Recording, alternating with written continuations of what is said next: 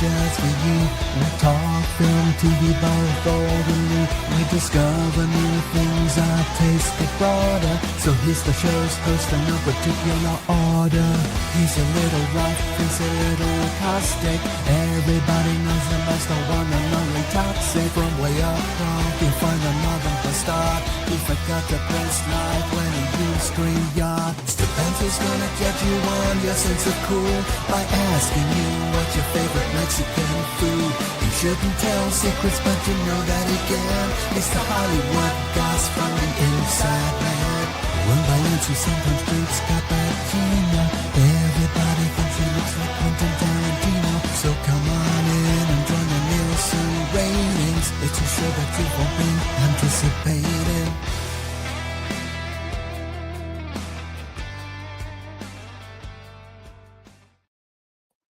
Hello.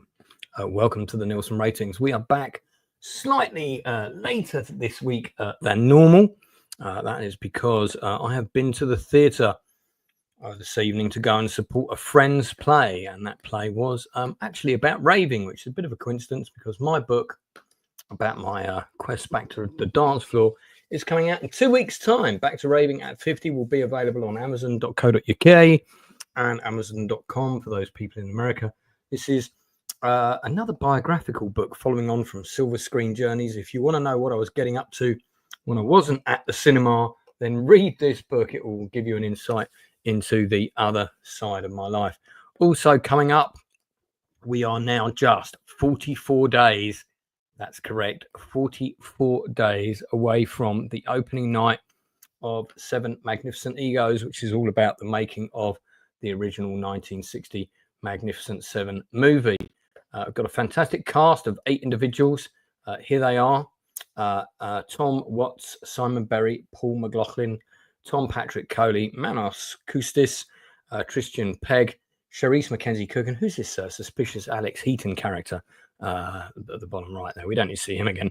So that play is on in 44 days, East London, Walthamstow at the Old Rose and Crown Theatre. The link for tickets is already in the chat, and we're already 30% sold out.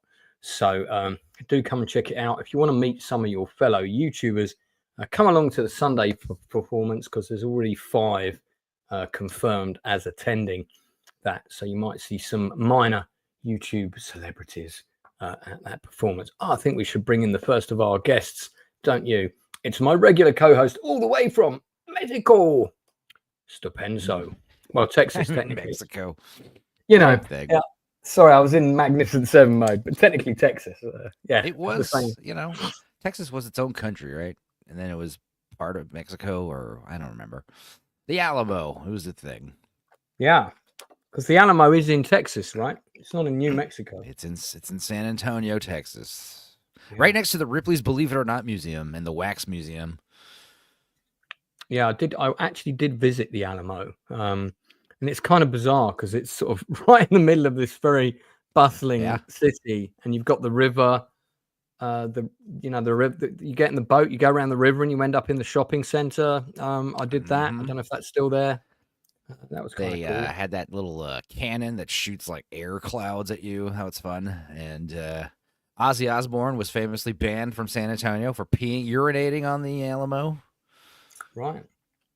Well, I guess he really must have needed to go. Is there a public You gotta go. Yeah. Facility nearby? Clearly not. I think that's a common thing in England, like, right? They don't look down upon public urination in England. Is that true? No, they do. It's just that the police are so undermanned, and there's so much other crime going on that, you know, unless you really do it, you have to literally like pee on a police car to get their attention. But I do feel very embarrassed if I have to do that in a public setting. And I'll go out of my way to hide behind the biggest tree possible. Anyway, I could show you the way to publicly urinate in front of people, and they won't even realize you're doing it. It's amazing. Well, a man who's used to peeing in front of at least 50 spiders, Critic Al, is here also. Prepare for quite frequently. Hello, how you doing? You all right? Look at that. There's even, you can see like a mechanical one above his GoBots, or, you know, whatever they are. That is the Gremlin spider from Gremlins 2. I thought that was the funny spider thing from Return of the Jedi that you see wandering along the corridor in the background of Jabba's palace. But then I haven't got a clear. No, it's a gremlin. I'm just Next up in the house, it is. requested to come on. Big fan of the late Graham Greene, who of course we are going to talk about later. It's writer Leroy Peters. Great to have you back, Leroy. Good to see you. I'm honored to be back. How you guys doing?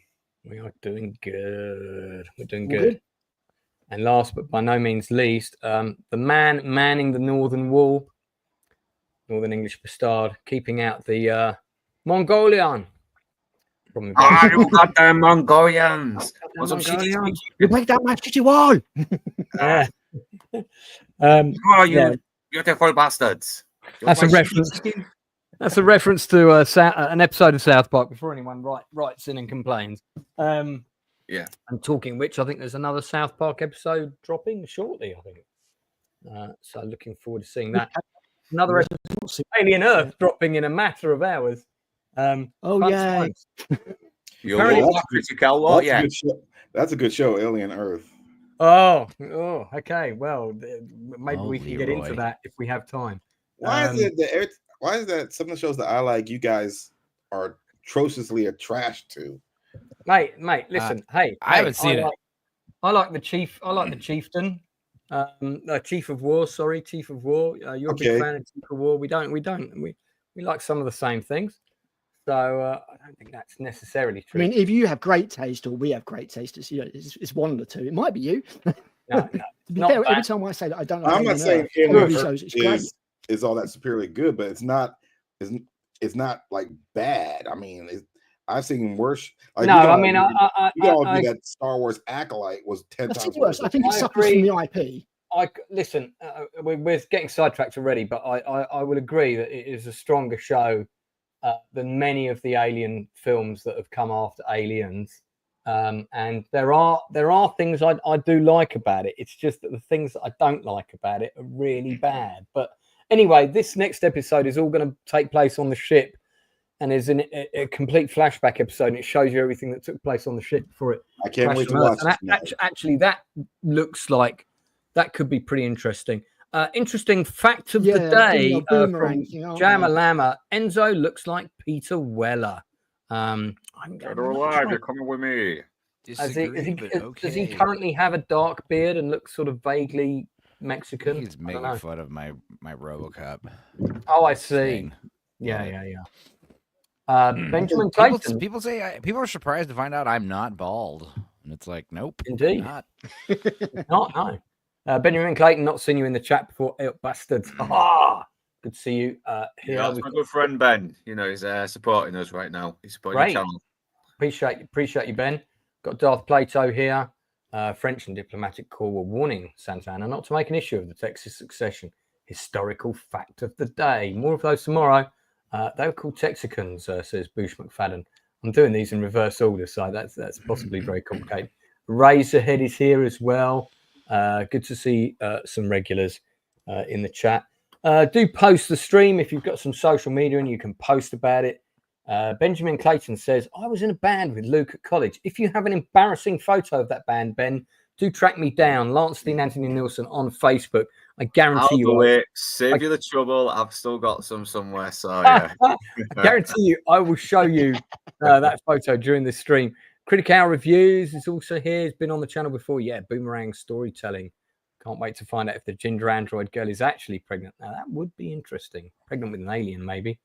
I don't know what they're doing with the show. Like, we won't get sidetracked, but I just don't know. No, It's let's all over the focus on place. You know what I other like about things. Alien Earth is I forgot everyone about is talking that, too. about everyone's talking about transhumanism now because of that show, which is fun. Yeah, which is another fun topic that we're not going to talk about today. Okay, all right, let's move on. So I did have a couple of things planned before one of our most fantastically talented actors, Graham Greene, a native Canadian Indian. Who's from the Oneida tribe? Thank you. I was about to mispronounce that. So, Leroy, I'm glad you're here. The Oneida tribe. And what a fantastic actor. We are going to talk about him in due course, but we're going to cover some new releases first. But just for anyone watching, we are going to talk about Graham Greene. Here is the man himself in several of his very notable roles. I look forward to chatting about his career. That'll probably be the majority of the second half of the show this evening.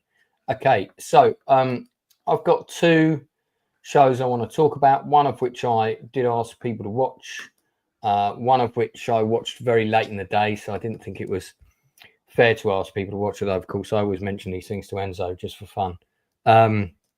So there's a 4-part drama on ITV, which has just dropped, called I Fought the Law, with Sheridan Smith. And quelle surprise, I found out that about 5 of my friends worked on this, mostly in positions behind the camera for a change.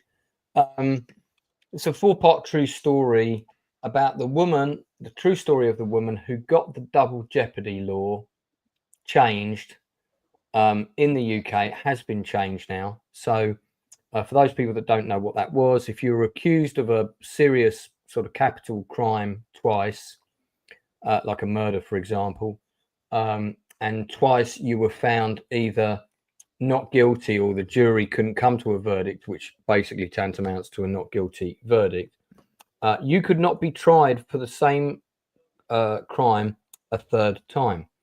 Now, the young man who murdered Sheridan Smith's character's daughter, it's the true story about that, their search for justice. She was extremely badly let down by the police, who I've got to tell you this. I know it's a bit of a spoiler, but I've got to tell you this if you haven't seen it. This murder took place, I think it was in the late 80s, or it was either 89 or early 90s. And a police forensic team went to search her daughter's house, which was a 3-bedroom, 2-story house, to see for any scenes of crime that were there. And in the house, which was a working class kind of standard 3-bedroom house with very kind of average kitchen fittings, bathroom fittings, this kind of thing, there was a bathtub in the bath. And if you've had a bathtub in the UK in your bathroom, you'll know that they've got these kind of plastic side panelings. And if you push them too hard, they pop out very, very easily. And the police forensic team was in this house for 5 days searching for clues, and they came up with no evidence, no signs of murder, and no evidence of where she might have gone to or where she may have been kidnapped to or taken to or whatever. And after the family moved back into the house, about a week later, they noticed a really bad smell coming from the bathroom. And the mother went in there. She popped one of the side panels of the bath, which fell out really easily. And under the bath was the body of her daughter. How does a police forensic team spend 5 days in that fucking house and not find that body? I mean, did they take a dog in there? I mean, how fucking stupid did that? I don't think they did a search at all. I think they probably sat down. Complete incompetency. Yeah, they probably sat downstairs and played cards. That is a true fact, ladies and gentlemen watching. And it absolutely beggars belief. Even back then, when the police weren't as savvy as they are now, that is truly, truly, beyond belief that they made that kind of error.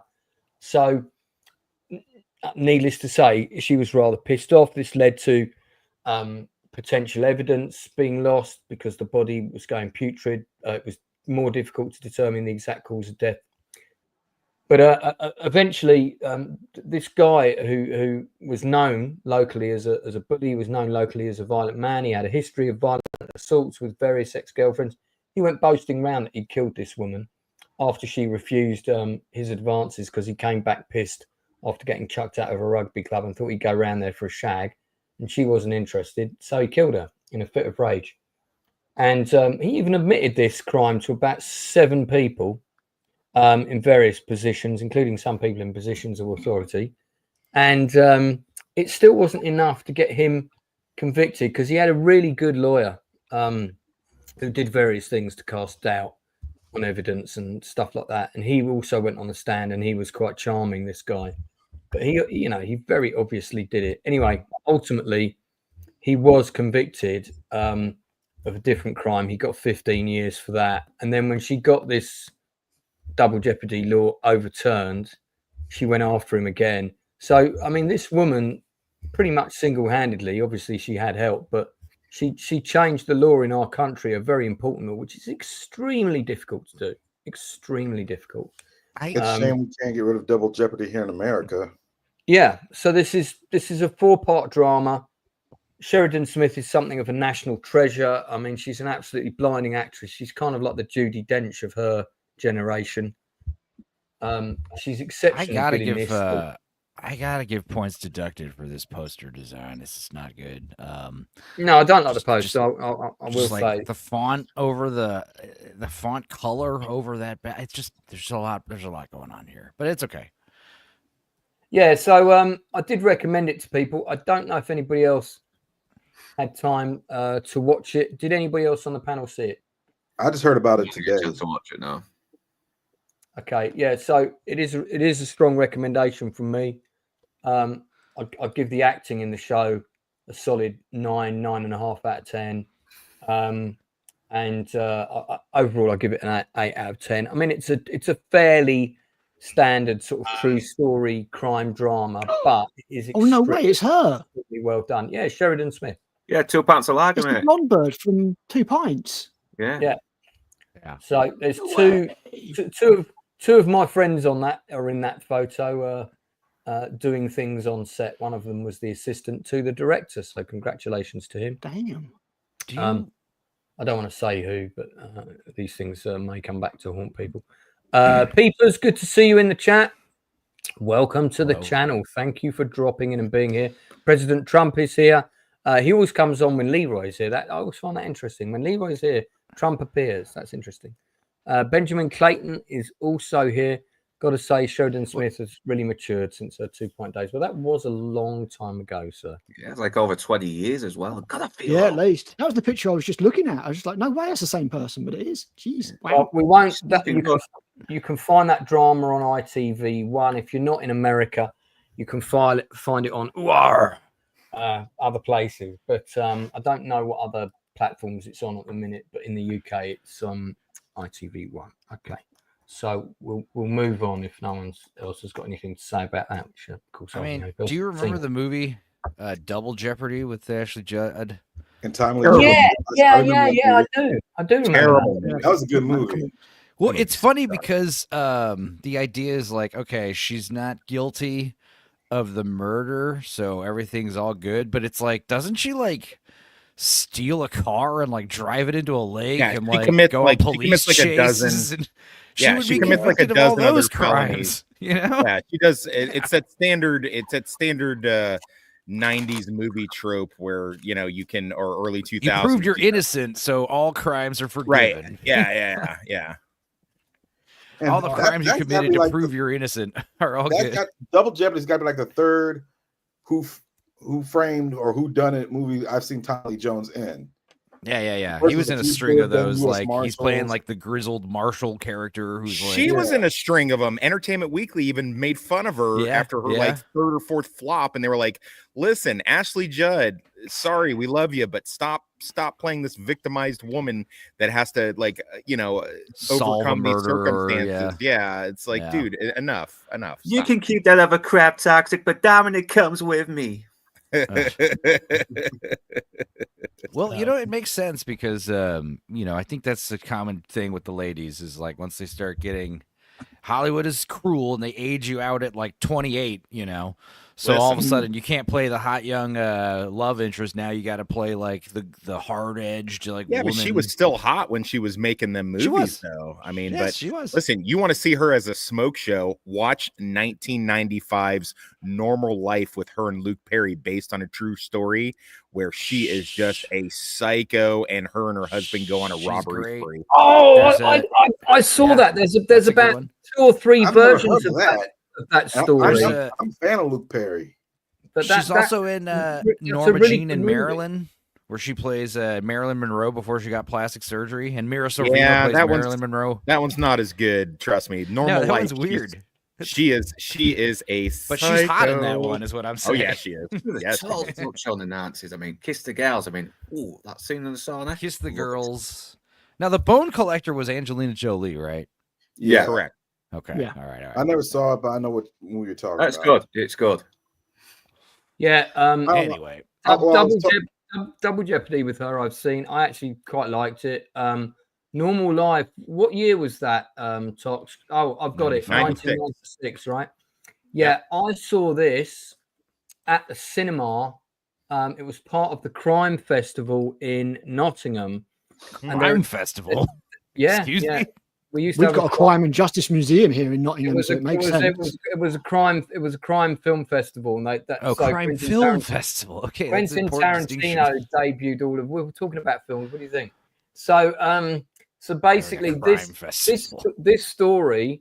There's been a feature film made of this story at least 3 times, and I've seen 2 versions. This is the best one. Yeah, because when he was doing the robbery, he was always wearing like fake beards and stuff, wasn't he? And yeah. He was a cop, so he knew all the stuff the cops were doing in the 90s. Like he was on the cutting edge of like DNA and all that stuff, but it's just she was so bonkers. Like no matter how much stuff they did, like that, and he had millions, and no matter how many places they robbed, like she could only get her jollies off if they went and did robberies. Like that was the only thing, Yeah. There's the trailer down below. Don't date one of those, Leroy. Just putting that out there. Love was their addiction. Crime was their drug. Let me interrupt for a second. It's funny how you were talking about the crime festival in Nottingham and all that. I just watched a podcast on People's Profile last week, and they did it on a doctor from England his last name was Sherman. I forgot his first name. He was a doctor. He was a serial killer. Yeah, that's the guy from the UK. Yeah. There's a really good 2-hour drama about him, like a TV drama that they made about that story, about that guy. I forget the name of it. Luke, what was the name of that guy? I know his last name was Sherman. He was born in Nottingham. He was the one that was poisoning all the pensioners. Yeah, all the old people. All the old people, and he was collecting. His last name was Sherman, Dr. Sherman. I don't know his first name. But You're not talking about Shipman. Harold Shipman. You're talking about Harold Shipman, not Sherman. My bad. Yeah, Harold suicide in 2004. Looks almost exactly like my dad, strangely enough. Anyway, if you haven't seen Normal Life, I highly recommend it. It's a really good film, and actually that would be a good one to go back and do a chew the fat on. Get the trailer down below if you want it. Yeah, I like the review on this as well. Let me cover. Maybe if we've got time, Tox, let me cover the things we've got scheduled first. So I asked everybody to watch this about 3 weeks ago, knowing it was coming out last Wednesday. Because I'm very interested in Katrina just as a subject, and of course we covered the drama that was told the story of the hospital in New Orleans. That was a really, really interesting stream. And then I did an industry interview with one of the actors who was in that, African-American actor who came on the channel. We talked about the filming of it and how they handled playing the real characters that died and stuff like this. Now, I've seen probably every Katrina documentary that there is. This one is particularly good. It might be because it's made by Spike Lee. It does very much focus on the African-American narrative, but I think that's what makes it interesting. And it is really, really just, this is a catastrophic failure of America and the American system to protect its own people while the war was going on in Iraq. And in fact, the Louisiana National Guard were out in Iraq at the time that this took place. So they were very understaffed in terms of equipment, trucks, all that kind of thing that could have got into the city. It turned out that there was no plan for this kind of thing. If the levees broke, there really wasn't a coordinated plan between all the different agencies. It took several days for a key person to take charge of all the forces in the city. And the general that did take charge did a really good job. And there's a fantastic interview with him in this. I've never seen him be interviewed before. And he was the guy that went round and sort of, basically got the military to stop pointing their guns at everybody. Because, yes, there were some crimes and stuff like that did happen. But that got way blown out of proportion by the press because that was all they talked about. mostly there were people sitting around dying, not getting any food, not getting any water, didn't know where to go, couldn't get out of the city. It's not an easy watch, Ben. It is quite a difficult watch. Yeah, the hospital one definitely was. The one with so good. Yeah, Mate, that was streamed as well. He was a really nice guy. I really liked him. He was. It was that's on the channel. That's a great stream. That was a really good drama. I think Darth Plato was either in the chat or came on that with us. I forget now. It was a while ago. All I can say about on the whole, because I was in the military when Hurricane Katrina went down. In fact, I just got back from Iraq. I was stationed in Okinawa, Japan, and personally, I know my godfather is from New Orleans, so right. I know he had relatives down there. My emotions are pretty mixed. I mean, I don't know the whole story. I felt the blame against President Bush at the time was unjustified because I was a Bush supporter at the time, but I don't, like I said, I don't know the whole story, but I felt like they were pointing the finger at the wrong guy because so they could. I mean, that's how I felt at the time. I think there were a lot of people to blame, but I think it's got to be mostly the bloody mayors as well, because they had this stuff here for years and they didn't prepare for it. And George Bush was only president for around about I think it was his second term as well, wasn't it? Yeah. How long was these Levi's built? How long ago was these Levi's built before the levees were built in like the early 1900s? They were built in like the early 1900s. Yeah, so governments from the past. And no one bothered. So if they were built in the early 1900s, no one bothered to inspect them every year or do a yearly inspection. Yeah, it costs money.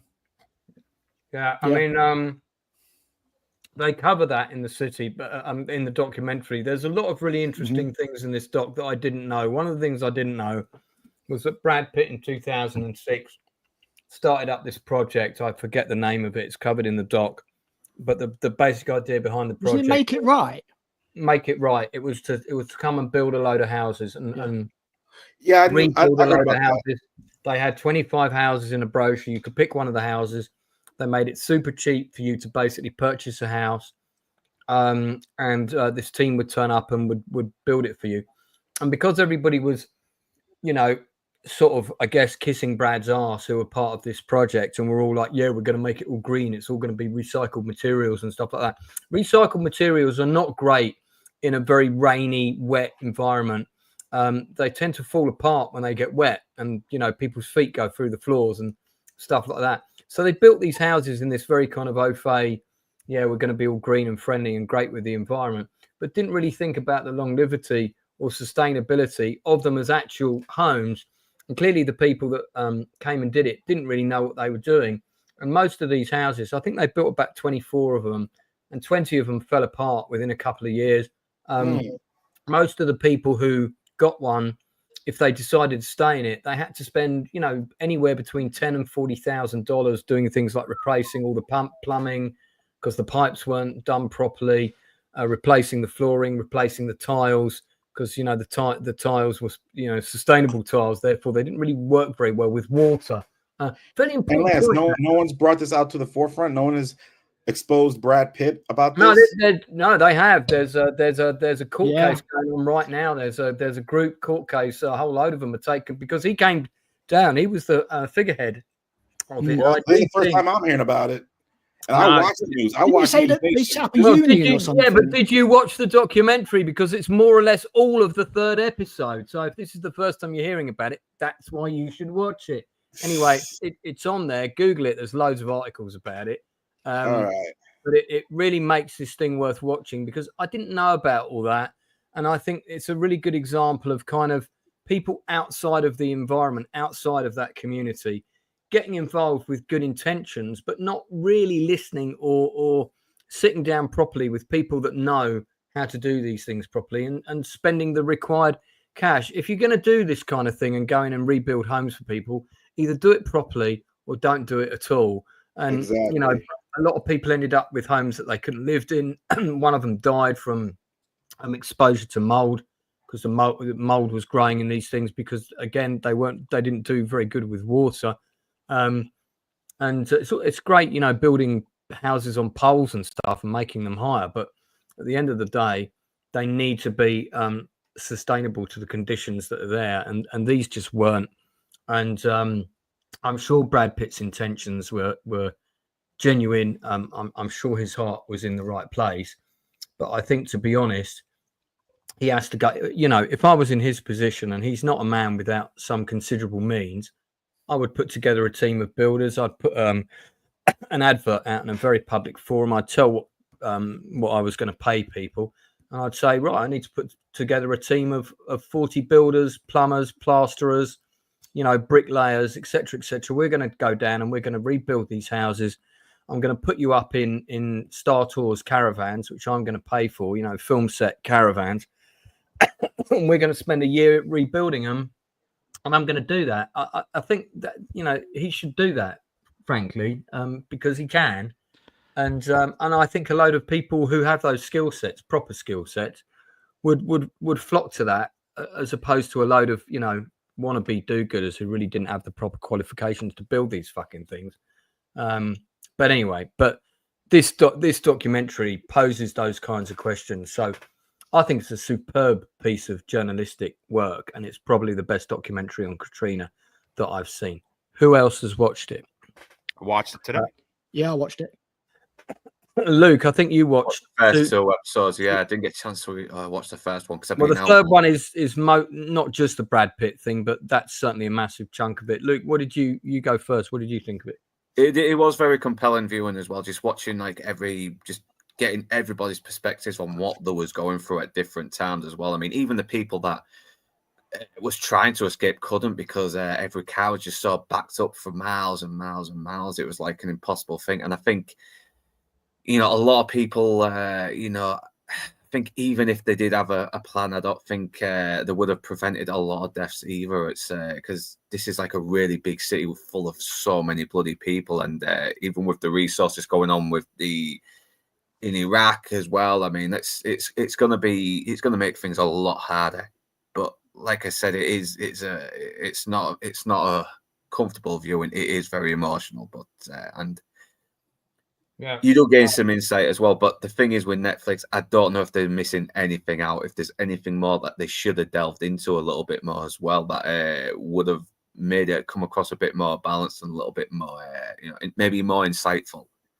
Well, I don't think they strayed away from the fact that there was looting, there were some assaults and stuff, but that was quite a minor part of what went on. I wouldn't be surprised if half of them were just looting as well. But it's a grey line, though. It's a grey line. It really is with this kind of thing as well, because there are some psychos with a heavy with an itchy trigger finger, or we're looking for someone to shoot, and but there's also ones who generally who do care and are willing to be ruthless in order to protect people who are innocent. But it's really hard to say as well from a documentary, especially when something that's happened to so many people who have different outlooks on what happens during that event. If you're a poor family and your house has been flooded with 25 feet of water, which is what happened to a lot of them, and you've been stuck on your roof for, let's say, 5 days plus, and you know 2 blocks away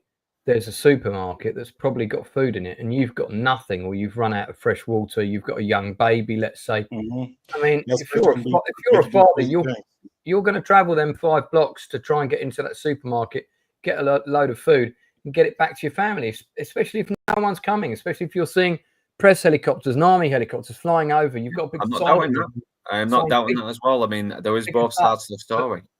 Yeah, no, I know, but I'm saying you would do that, wouldn't you? Though, of course I would. I wouldn't go and nick trainers, but I would go and take food.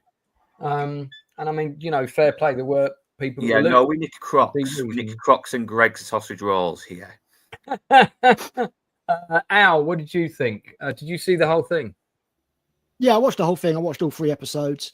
I found it very interesting to start off with. I found the first episode very interesting, very enlightening. The infrastructure clearly wasn't there you're in a place that would be prone, like it's in between the Mississippi and the Gulf. Like it's flood central, isn't it? If anything goes wrong. I do find it quite bizarre that people living there didn't learn to swim in one way or another. And if I lived in between two massive bodies of water and I was in Hurricane Alley or Tornado Alley, or whatever you want to call it, and it was quite frequently we got storms, I would learn to swim no matter what. But I found the first episode very interesting, very enlightening. I found the second interesting as well because it dealt with a lot with the aftermath.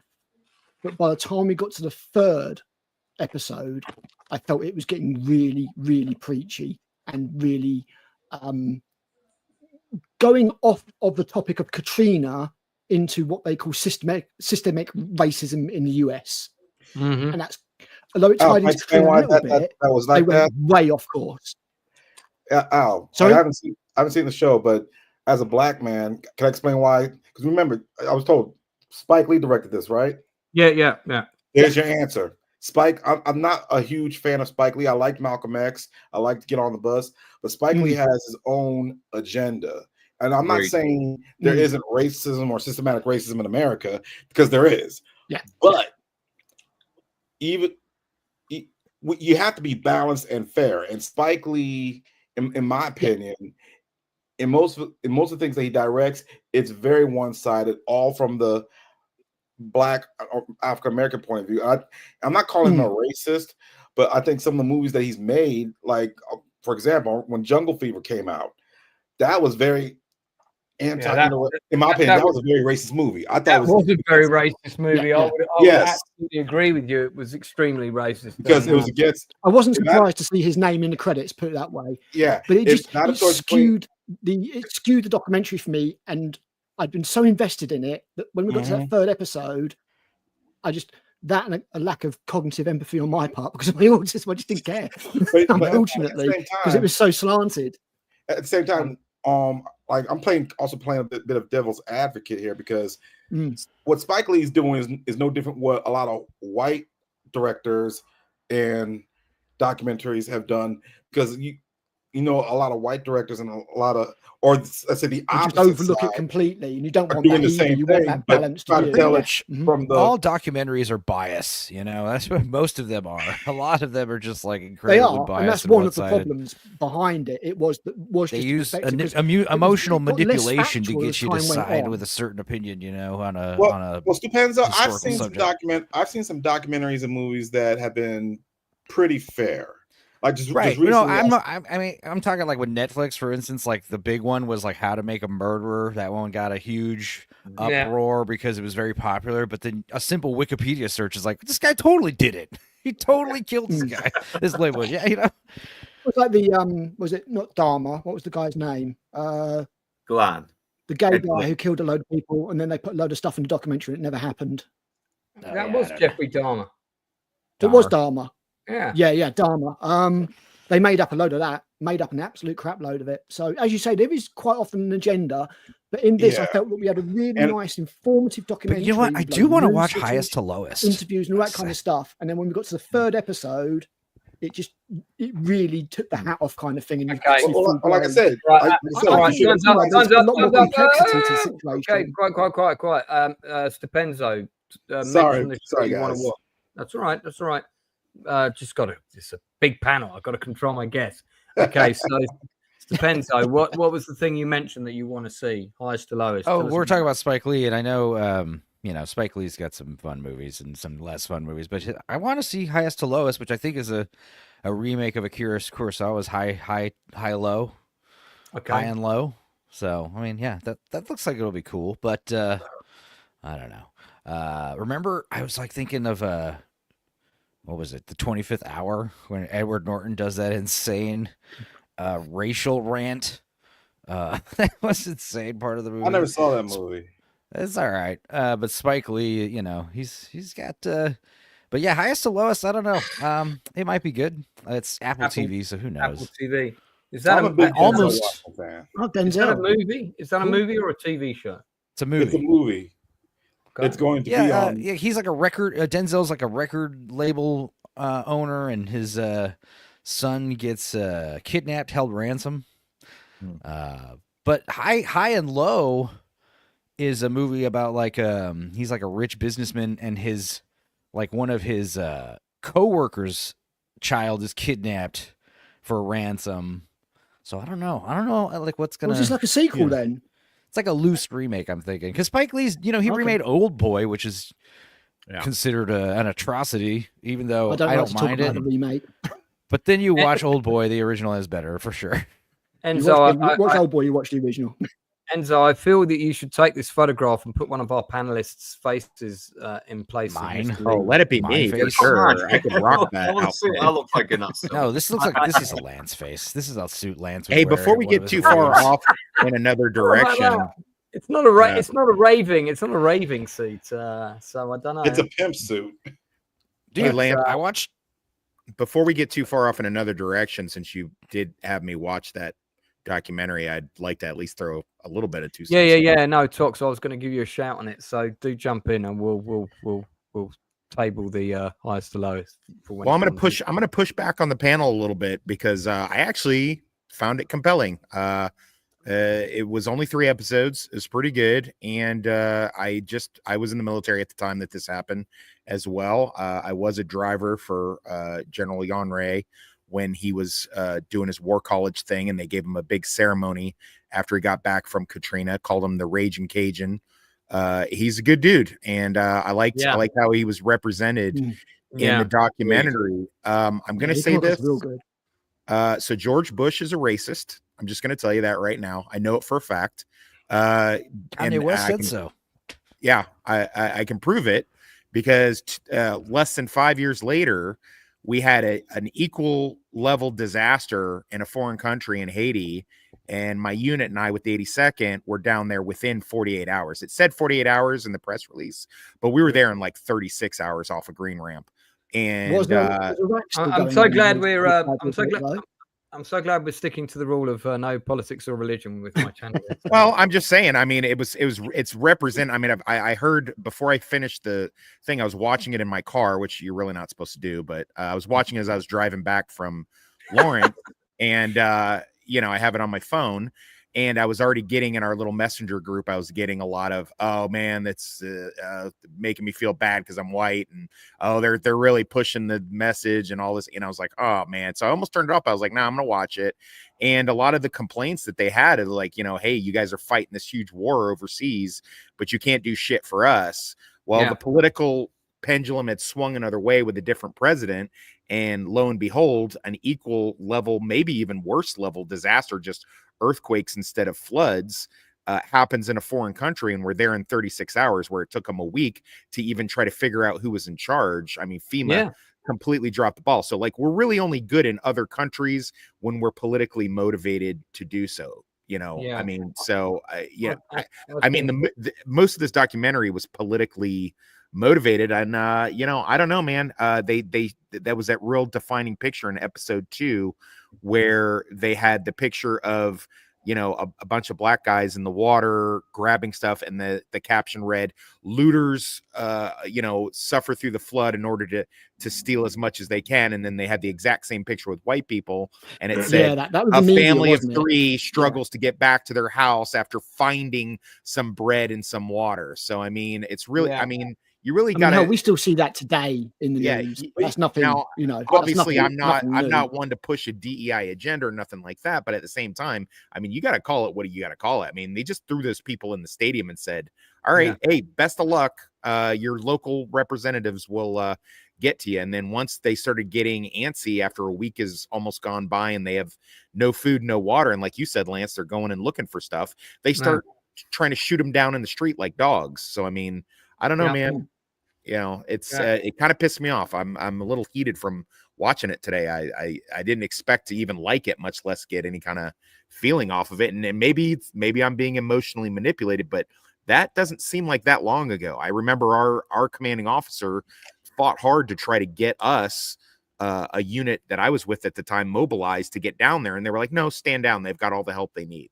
It was also unbelievable that they didn't know that there were another 10,000 essentially refugees in the convention center, which was not even 2 blocks away. where they'd also been told to go. I mean, don't forget, these people were told to go to these places by someone in authority, and then other people in authority claimed that they didn't know that they were there.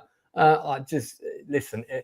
Whether you agree with some of Spike Lee's narratives or whatever, I really don't think that undermines this piece. The core facts are indisputable, and that is that these people were fucking left to die, basically, and no one cared. Because they're not going to vote for red. They're not going to vote red. So to hell with them, right? I mean, who cares? Let them just drown down there. I mean, it's like last year. I mean, the same exact thing happened last year. The same exact thing happened in Florida. I was there with FEMA, and if they had a Trump thing in their yard, FEMA would pass them by and say, no, we're not going to deal with you. We're going to help other people and stuff like that. And I was in North Carolina. I remember that. All this is on my channel. I was in North Carolina, and people bring in supplies, and they were like sequestering them and taking them away, saying, nope, they don't need them. They've got all the help. I mean, so in 20 years, we've learned nothing. FEMA is trash. So that's bad. The government well, is that's trash. Possibly a subject for a different stream, but we definitely tapped into some interesting things there. Lord Toxic, thank you for bringing that up, because I'm still a George Bush supporter, but you're as from one veteran to another, you were there, so I have no reason to doubt anything you said. So thank you. Okay, great. Can I have for those people that have seen it? Can I have? And you can still vote if you've only seen 2 episodes. Scores out of 10 for this documentary. Stupenzo, did you watch it? No, did not. Okay, Critical. First episode 9, second episode 8, third episode probably down to about 6, unfortunately. Okay, it just wasn't about the flood anymore. It was just about. No, that's fair. Although I thought the Brad Pitt stuff was interesting. Toxic. I thought the second episode. No, the second 2 episodes were a lot more compelling. The first one took a little bit too long, in the first half hour, whatever, 40 minutes took I know why, because they wanted us to kind of grow attached to the people. Overall, I'd give it a good solid 8.5 out of 10. It was really maybe even go so far almost a 9, just because I didn't think I was going to like it, and I was a little I don't like documentaries, but I'm glad I watched it. So it's pretty compelling. Northern. First 2 episodes, I'll give it a good 8. It probably could have used a little bit more, structure to it all, but it was still very compelling. And even though I got my complaints, Toxic has kind of, added a bit more context to sort of be a bit more lenient, because it's Netflix. I'm usually very suspicious with their documentaries, but he's kind of relieved me a little bit. So okay, so it's not totally biased. 8 out of 10. Yeah, okay. 8 out of 10. All right, good stuff. Leroy, I don't think you saw it, no? No, I haven't seen it. So okay, sorry. All right, that's all right. We will move on. So I know that Tox, you've got a couple of recommendations. I know Stupenzo's got a couple of recommendations. Toxic, you got a few things ready to go there. Should we talk about Relay? Please. Oh God, we've got to give this some attention. Chris Gore gutted this with him and his Film Threat crew when it came out, and I am steadfastly opposed to that. I think that there's a twist in the third act, and I think that very few people see it coming. And I think that because of that, people who do movie reviews will be annoyed by that they didn't catch it. I love when I get caught unawares. The last movie to do that to me really well and catch me on the back foot was The Prestige. This is not the level of The Prestige. I don't want to confuse the issue, but this is really well done. It's about a whistleblower who just basically wants to give the information that she stole from the company back, because she's being harassed and targeted, as they do, as big pharma and these companies do. And there's a guy that makes a living out of doing that, played by Riz Ahmed, who is basically a fixer, kind of a little similar to some of the things I'll do from time to time. And the way that he defeats this, because it's in present day, the way he defeats all this high tech cyber stuff that tracks you, he goes old school analog by utilizing the New York City relay system that they use for the deaf or the blind or the handicapped in some kind of way, because there's a ADA loophole that says that, everything has to be destroyed as soon as the communications end, and it has to be done by a third party, yada yada yada. So it's a real safe way for him to do his business, and he has a lot of other little old school tricks that he utilizes. And I've never seen him in a primary protagonist role before. I've seen him in a lot of stuff, obviously Rogue One, things like that, but I've never seen him play the main character, and he does such a good job with it that I found that it very compelling. And then Lily James is the whistleblower, and I liked their chemistry that they had between each other, even though for most of the movie they're only contacting each other through this. I also really liked Sam Worthington, who I've talked a lot of crap about because of the Avatar movies, but he plays the villain, the Heavy, in this, and he's really good in a villain role. I don't think I've ever seen him in a villain role. And then they even have one of his crew is the young little skinny blonde from Reacher season 1. She also plays a really good villain. I really like that. I like when I see characters that don't usually play protagonists play them, and vice versa. I really like that. And this is just a really good taut thriller. And like I said, it does have a third act big reveal twist, and supposedly that's what putting a lot of people off from this. I don't get it at all. I really like when a movie can fool me. It gets old and boring to just, because we've all seen between all of us on the panel, I bet we've seen like a million movies, right? But it's like so we've seen it all and done it all, and then when something catches you unawares, you're like, oh, okay. I mean, I literally said that out loud in the theater. I said, okay, you got me. And I enjoyed it, and I can't wait. Where did you see this? Did you see it on the big screen? Yeah, on the big screen. Yep. Okay. So I don't think it's out in the UK yet. Oh, that's a shame. No, yeah, but nevertheless, I appreciate the recommendation. What would you give this out of 10? I will give it a solid 8 out of 10. I would have liked it's really short. Which isn't a bad thing at all, but I would have liked to know more about the bad guys that are going after the whistleblower. I would have liked to have seen a little bit more but I mean, I get it. I get it. It's by the way, it's directed by the guy that did and written and directed by the guy that did Hell or High Water.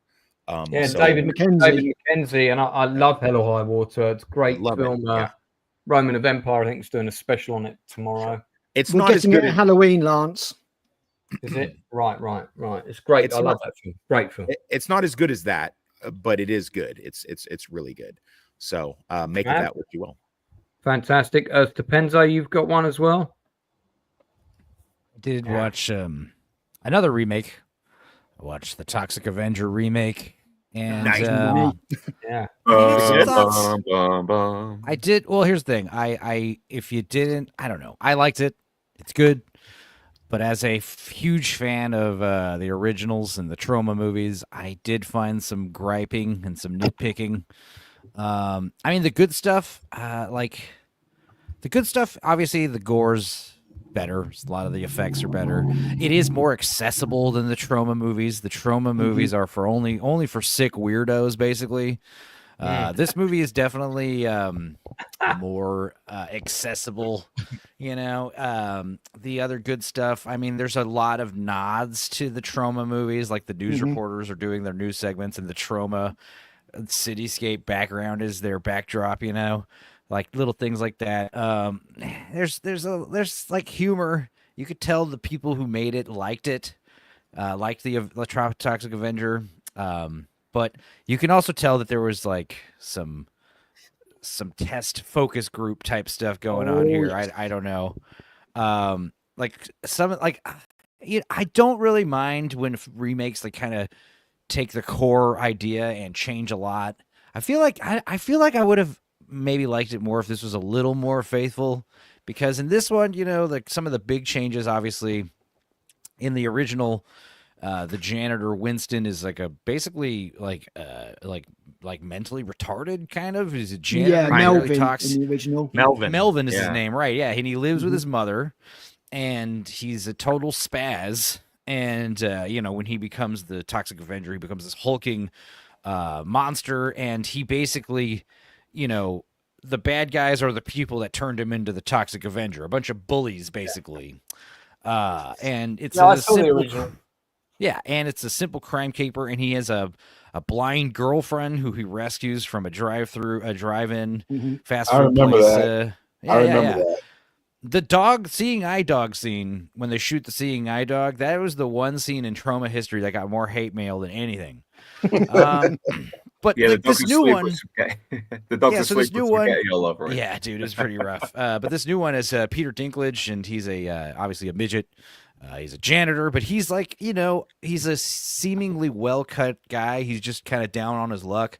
He has like a son and a deceased wife. He's struggling to pay his bills. And he, spoilers, he kind of finds out like there's something wrong with him medically. So he's got like this like limited time to live. So he's got like this ticking clock kind of thing going already for him.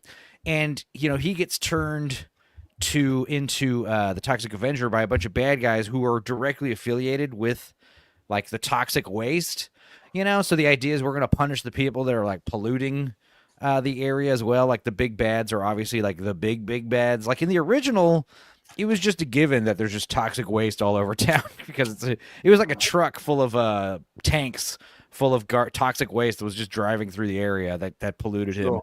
Sure.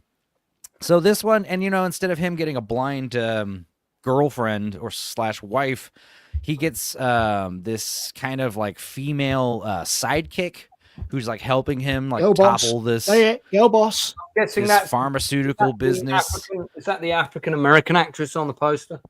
Yeah. And it's funny because there actually is a blind lady and that shows up at the fast food scene, and she's kind of like, not just like, I think it's more like a reference than anything. But yeah, like as far as my big gripes about the movie, it's like, I don't know, it's like playing it safe offensive. Like it's offensive when it's allowed. Because the thing is, like, it's way more violent and it's way gorier, obviously. But like when you watch the original Troma movies, they are legit offensive. Like they are like balls to the wall. Like they are offensive. Like the bad guys are like a bunch of teenagers who, like at one point they like do a hit and run on a little kid on a bicycle and run over his head. And they take pictures of the kid's splattered head, and then the girls are like pleasuring themselves looking at Polaroids of like a dead child. It's insane. It's totally over the top. With this one, like I said, it's playing it safe. Also, Kevin Bacon, he's done a string of these movies where he's playing like this kind of supernatural bad guy, or this, he's just playing this bad guy character. He's been doing it too much. He did it with X-Men. He did it with Super. He did it with, he's just been doing it a lot. Hollow Man. Yeah, Hollow Man was a little different because at least Hollow Man, he's like the main character, and you kind of watch him like turn evil. But like, no, there's like other movies where he's just like, you've got your hero, and then the bad guy in the mansion who may or may not become a monster at the end is Kevin Bacon, and he's just a jerk. I don't know. Like I said, it's a pretty impressive cast, though, isn't it? Dinklage, Elijah Wood. I haven't seen Elijah Wood in anything. Like I said, I liked the movie. And if you weren't a big fan of the Troma movies or you'd never seen the Troma movies, I think you'll like it. I do like the fact that his mop is now like super powered. Like it's like his mop is like also got the toxic waste on it, so it's pretty big power up. I like that. I like that slide. Yeah. I'm with Toxic, dude. You need this. Yeah, there you go. I love and hate the new design because like the design is neat. I just really wish that, I don't know, I wish that they had made, like, he was a midget, he gets transformed into, like, a 6 foot tall, you have a different actor play him, because the idea is Peter Dinklage is hardly in the actual suit. Yeah, he's in a couple of shots in the makeup as, like, but mostly, he's just ADRing. There's another midget in the suit that's, like, doing most of the scenes. So it's like, why don't you just make him a huge, like, he turns into the 6 foot tall Toxic Avenger, I think that would have been fine. Like I said, I think it would have been better if they just, remade it, Melvin being the Toxic Avenger instead of Winston. There are a lot of fun cameos. Like there's some brief nudity, but like it's like someone flashing their boobs at a concert, and it's like they're not even that impressive boobs. Like if you watch the other Toxic Avenger movies, there's tons of nudity, tons of like racist jokes, tons of like offensive like child murdering jokes. It's insane. It's insane. It actually has hard edges. It actually has this grit. This like it is like hardcore. Whereas this one, like I said, it's like safely offensive. Like we're just gonna do all the like it's like PC offensive, and it's like this new type of like, you know, post 21st century Hollywood unwritten rule about what you this like post 2020s like safe, which is sad. It's safe offensive, you know. I can't, but it was silly fun. I mean I liked it. Like I said, all my nitpicks and gripes are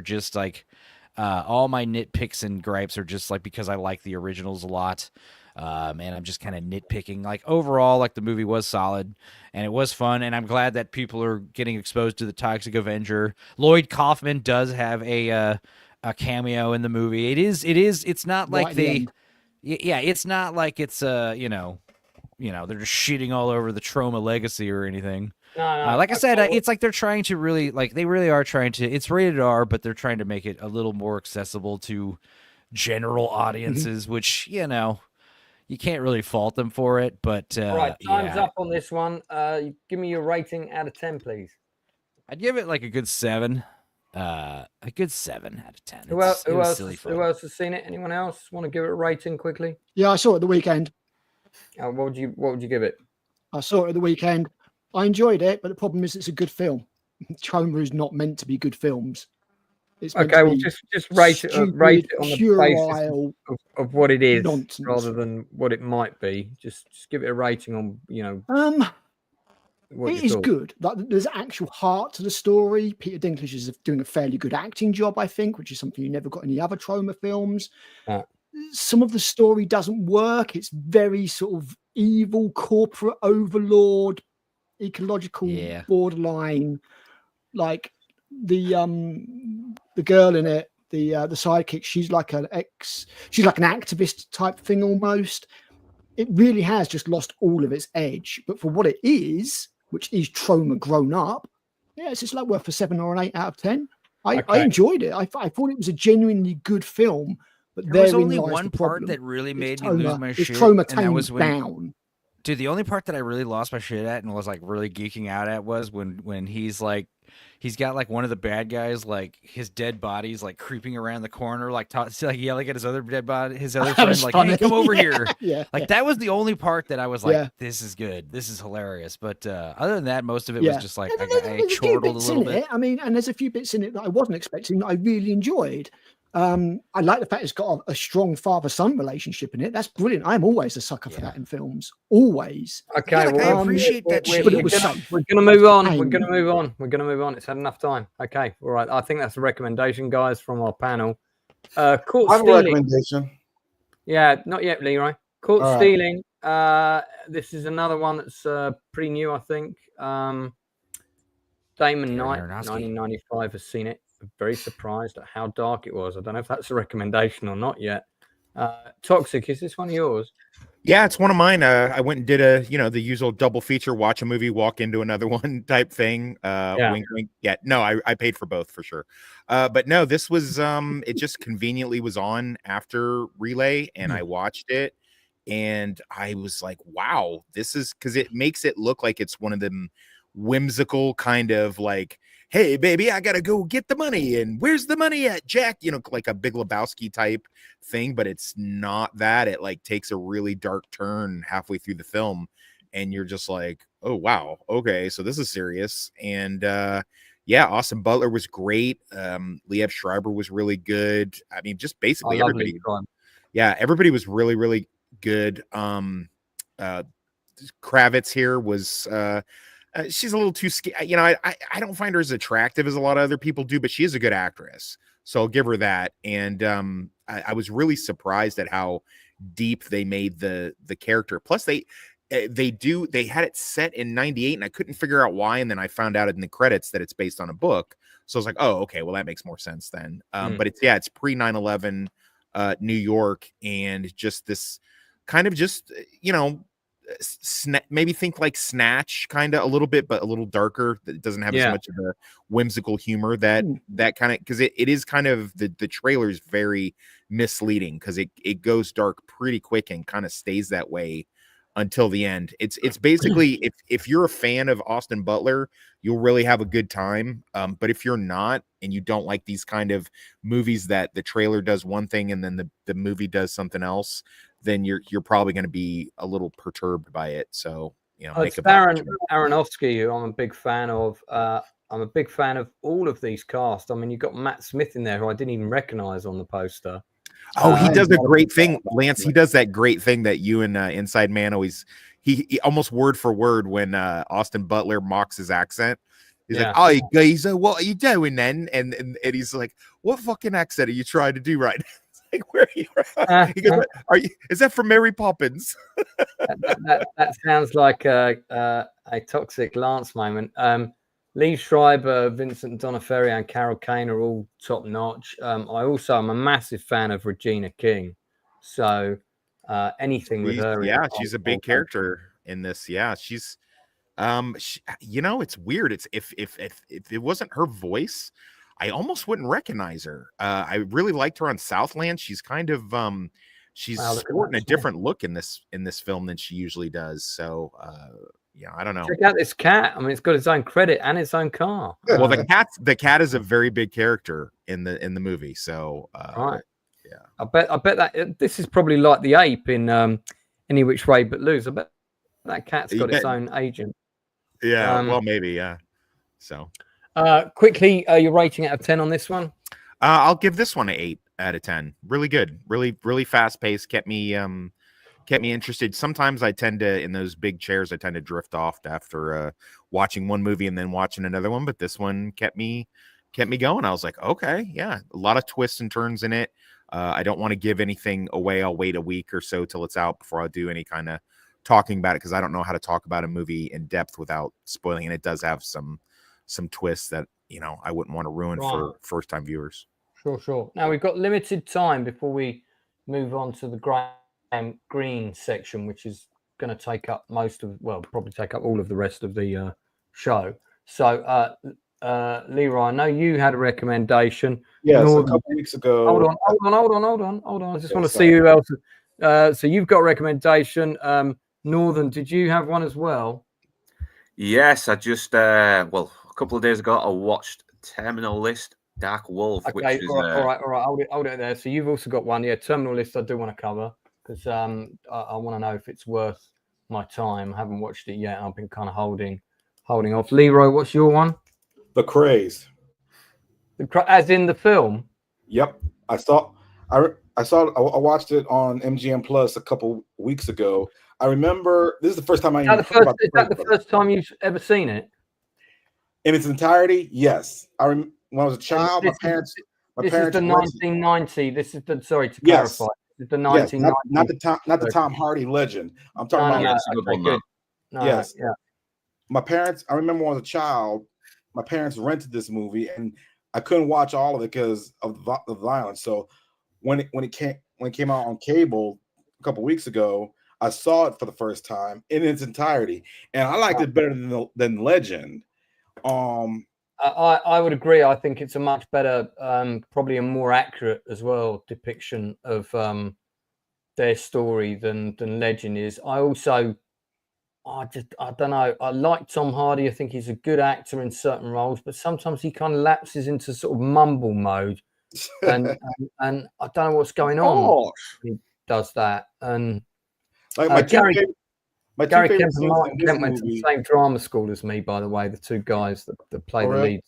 Yeah, she kicks ass as well, Billy Whitelaw. She really does as the mother. She's great as the mum. But yeah, the mum gets in Legend as well. This is Leroy's pick, so let him get into it. Go for it, mate. My two favorite scenes in this movie. One is when they fought each other in the ring, and their mom jumped in to stop it. I thought that was perfect. Great scene. Because I'm a big boxing fan, and I thought that was wonderful. And my second favorite scene is when their father was about to hit their mother, and they just stood up and told him to back off. And I think I I don't know a lot of people who come from abusive homes, but I'm sure anyone who's been through this scene, I'm sure anyone who's been through an abusive home where I had an abusive parent and they're trying to defend the other parent, I'm sure that scene right there they could resonate with. Mm-hmm. Okay. This is a good movie. I saw it at the cinema. I think, I mean, tough to remember, but I think it was with my second girlfriend. Now, Katie Hardy, who played the love interest of one of the brothers, who actually married, in the story. It was the wife of, I think, Reggie. Yeah, Reggie Gray. And she committed suicide very famously, unsurprisingly, if you think about it. Played by Katie Hardy. Katie Hardy used to date my second drama teacher, Graham Fletcher Cook. And Graham, as you guys may recall, sadly passed away cancer in 2019.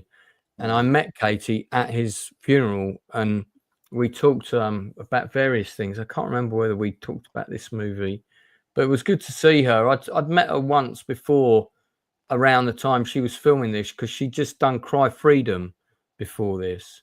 Oh, I didn't know she was in Cry Freedom. Yeah, she's one of the daughters of Kevin Kline. Got a great role in Cry Freedom. And Graham went over to film it because I forget the director. It was Richard Attenborough. Was it Richard Attenborough? I think it was Richard Attenborough who did Cry Freedom. He hated. They had a load of white South African actors playing the various racist white South African police, and Richard Attenborough hated them all and thought they were actually racist, and he ended up firing most of them. And Graham was over there visiting Katie because they were dating at the time, and famously he ended up getting one of the roles of one of the people that got kicked off. So he was doing his best white South African accent, but yeah, it's a good film. I really like this scene where they have the meeting, the sort of the house meeting. That's quite funny, and the mother comes in with all the cups of tea for them. Are the guys who play the Krays, are they still alive? No, they are, and in fact, this one, Gary, I saw him DJ. He did a DJ set, a 1980s set, including a couple of his band's songs, because they were in Spandau Ballet, which was a massive band in the 1980s. And this was their first acting gig, because they started off as actors before they did Spandau Ballet. They were at Anna Scher's drama school. That's where they went. Same place as me, but I went much later than them. And weren't they in EastEnders as well? Yeah. Was it Martin Kemp? Martin Kemp was. Yeah, it was. Yeah. I think both of them might have been in it at a time, but Martin Kemp had a big long stint in it. I think Gary might have done a little role in it at some point. Yeah, I know he did a bit of acting in The Bodyguard, but Martin Kemp was the one who seemed to last longer as an actor, because he did some other dramas as well, didn't he? Yeah, I mean, this is worth tracking down, and I have seen it numerous times over the years, and it's actually aged quite well. I think, and I think the problem I had with Legend, even though I liked it, was it felt very hyper stylized, and I just didn't believe it. And the gimmick with Tom playing both roles was interesting, but just kind of reeked of ego, and I just was like, yeah. And I don't know. I didn't buy it really. This is much more haunting, though. I agree. It's got a grit. It's got a grit to it. They're not.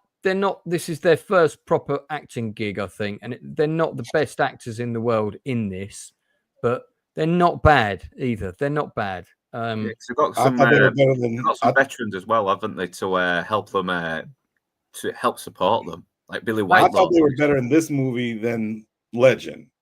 I mean, I'm a fan of Tom Hardy, but him playing Legend was not the craze. That's all I can say. This was way better than Legend. Yeah. Tom is in the chat. I wonder if that's Tom Hardy. It's more British. There you go. It's more British. Yeah, but it's a good film. I highly recommend it. I'll give it a solid 8 out of 10. Leroy, what would you give it? I'd give it a 9. 9. Very good. Luke? Yeah, I give it a I'm only good. seeing one. I give it a good 9. Yeah. 9. Okay, good. Anyone else? Anyone else want to rate it quickly before we move on?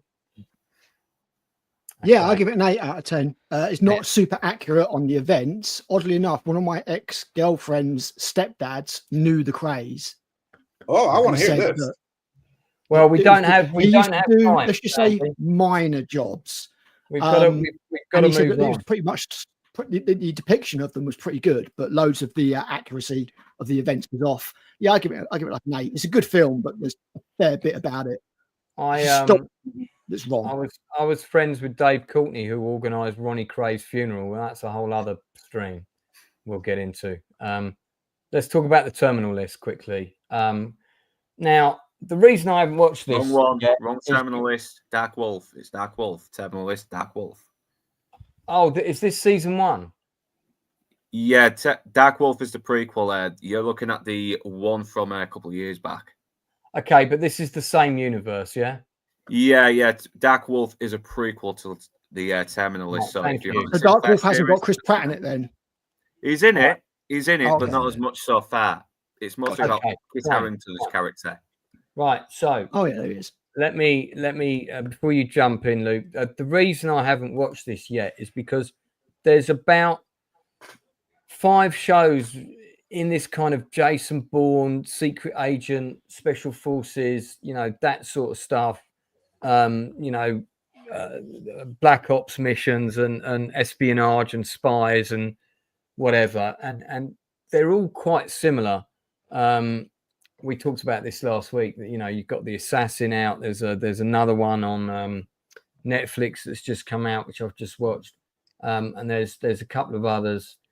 There's 2 or 3 on Prime, and they're all quite. They're all in a similar veneer. They're all in a similar ballpark. They might not be exactly the same, and I just think, how many of these do I want to watch? I don't know that I want to watch all of these. These are all a bit samey.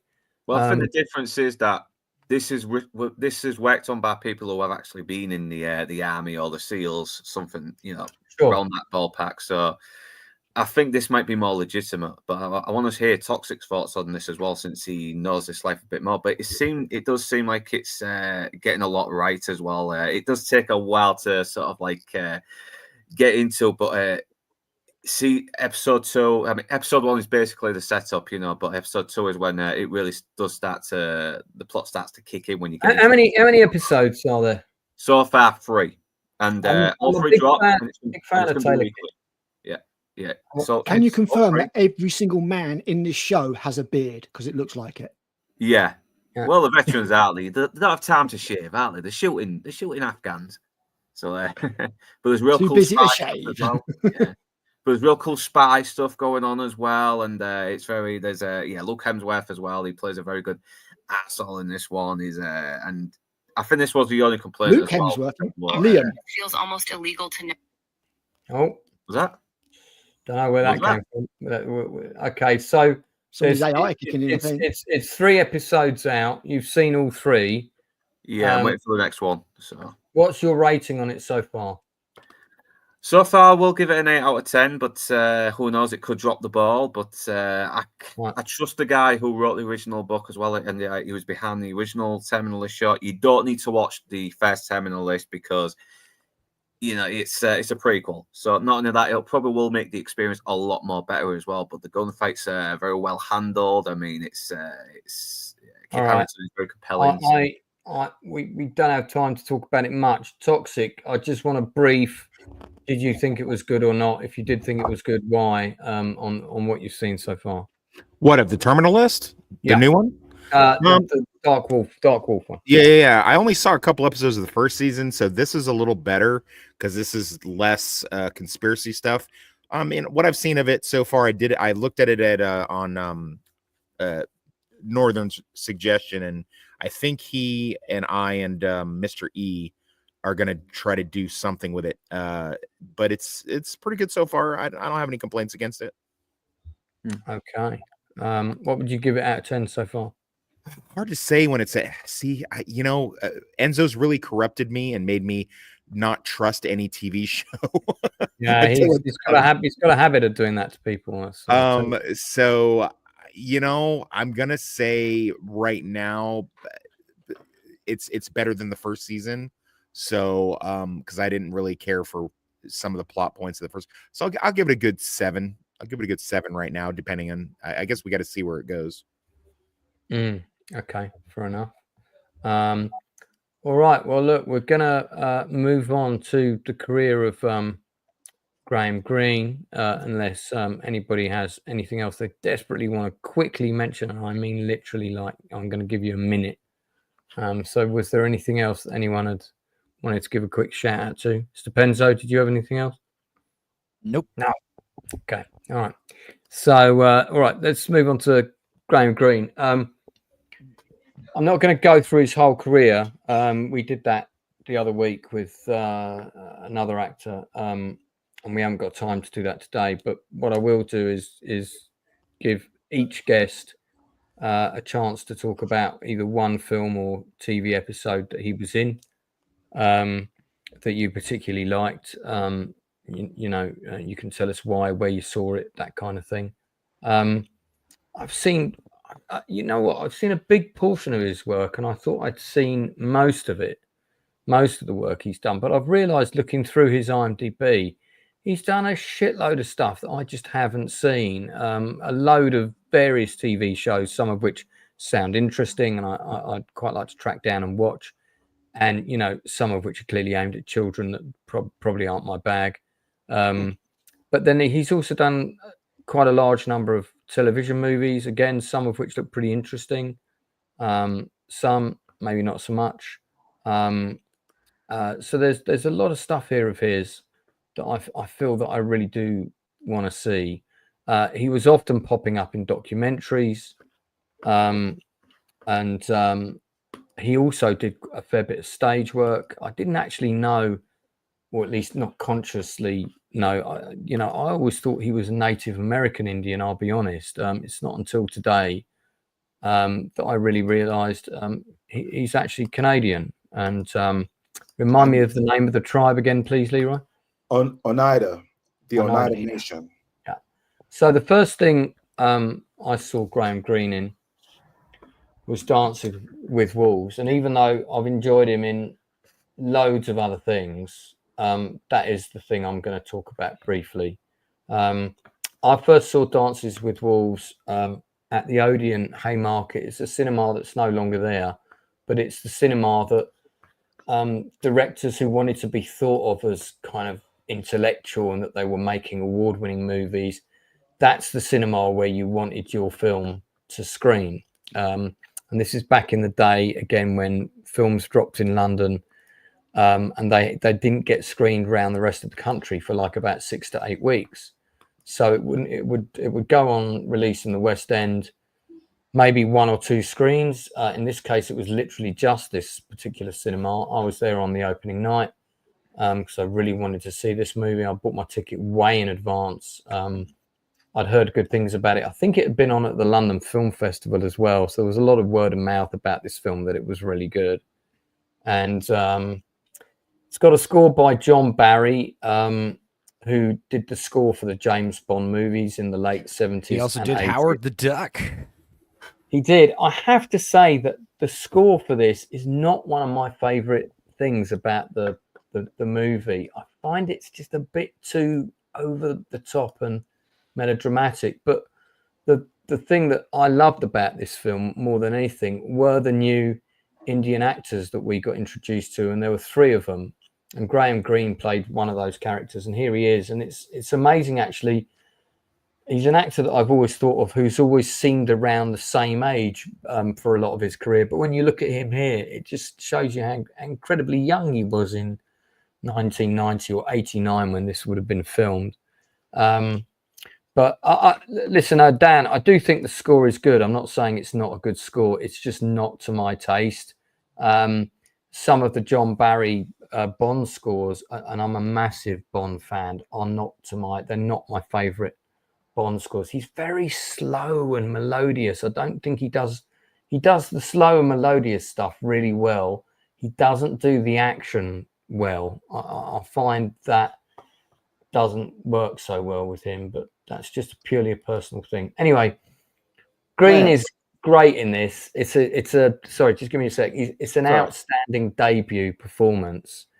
And as soon as I saw this and the other two native Indian actors, I just thought all three of these actors are going to have massive careers. But Greene was the one who really got juicy parts and went on to, I think it's fair that he went on to have the best career of all. If you haven't seen Dances with Wolves, you absolutely should. It won't be everyone's cup of tea.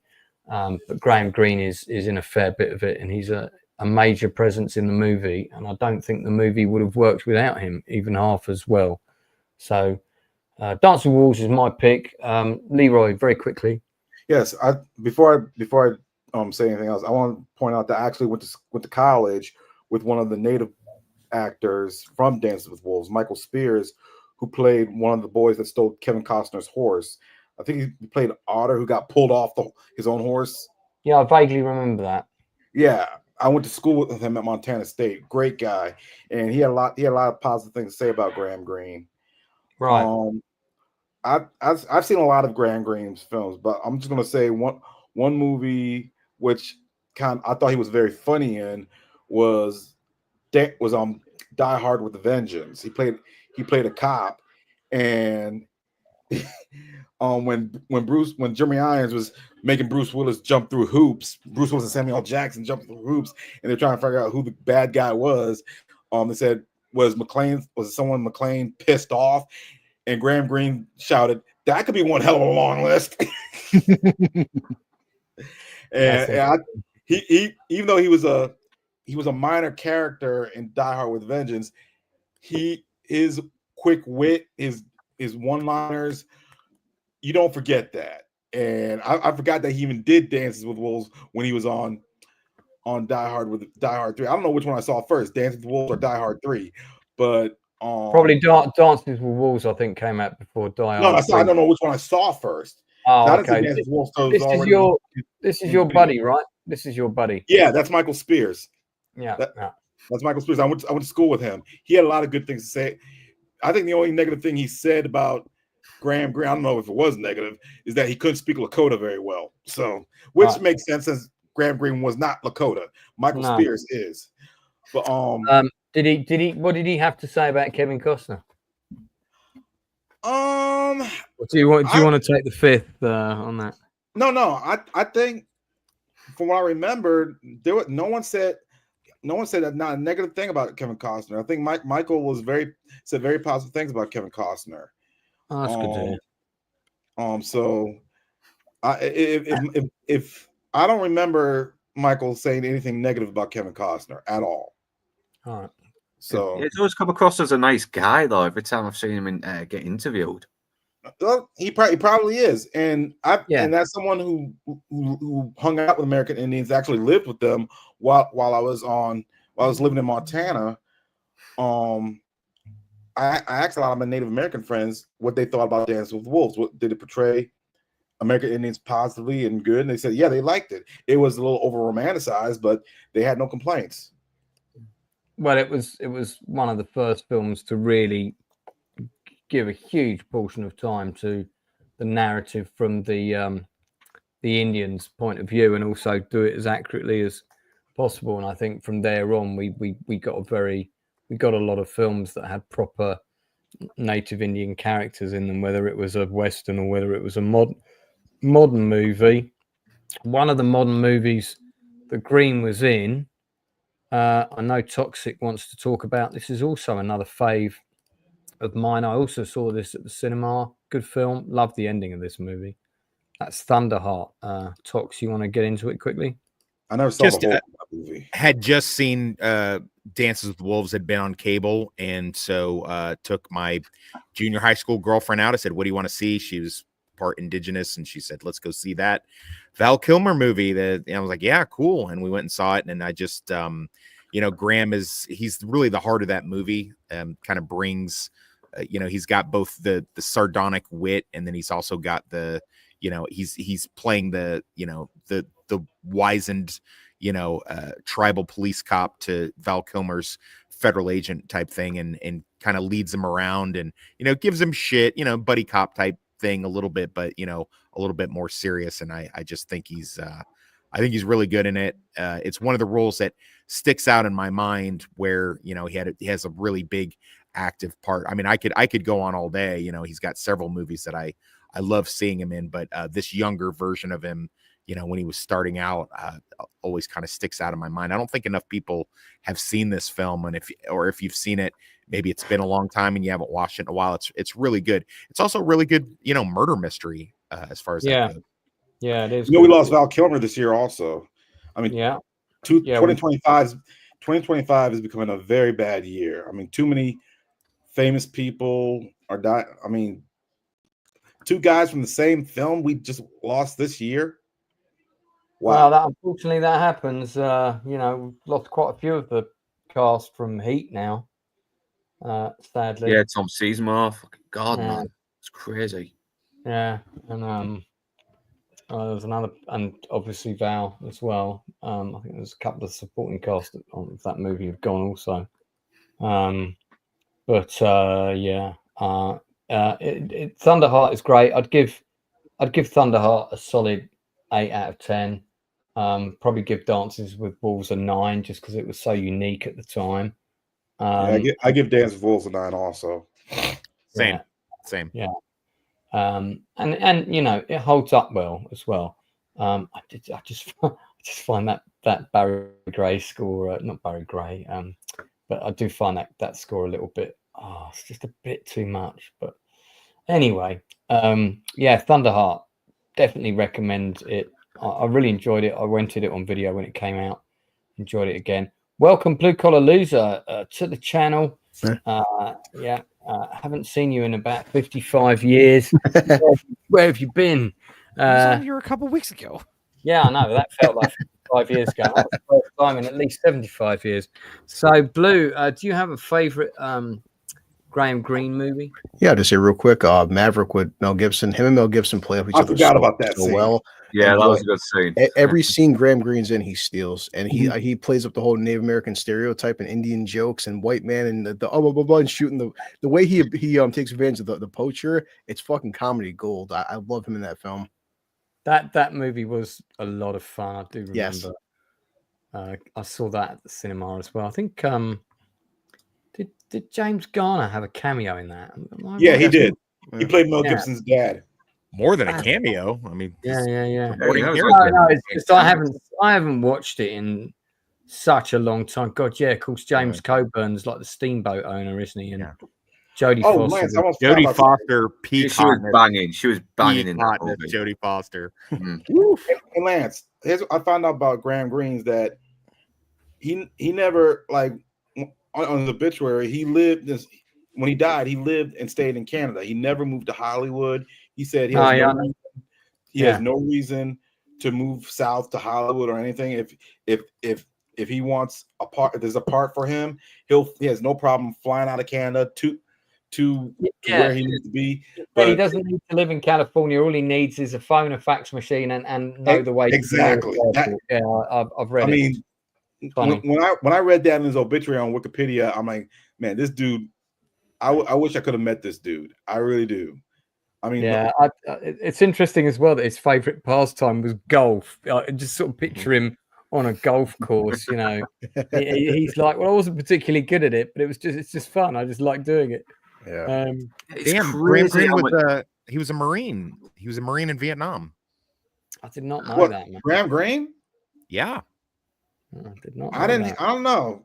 I knew Wes Studi was in Vietnam, but Graham Greene? It says on IMDb. Oh, okay. Must be true then.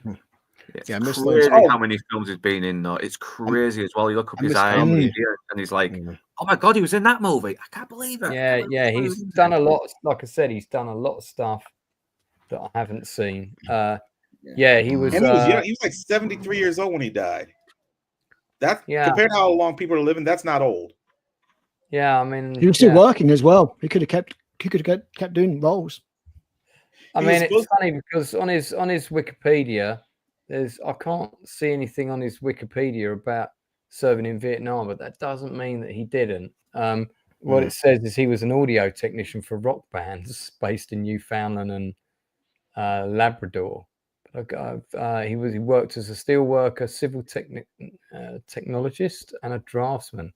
But nothing about Vietnam on his Wikipedia, which is weird.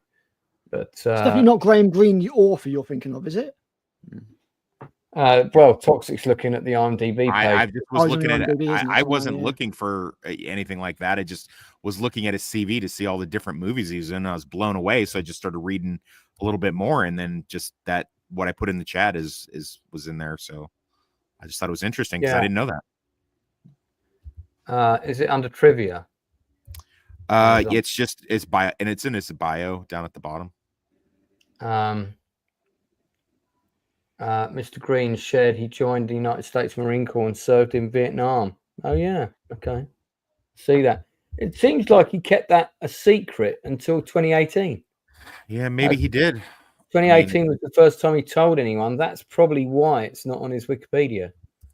Once I would say, Lance, like a lot of old generation, people just existed. Everything wasn't about playing the victim. Everything wasn't about showmanship. It's like, that's my dad.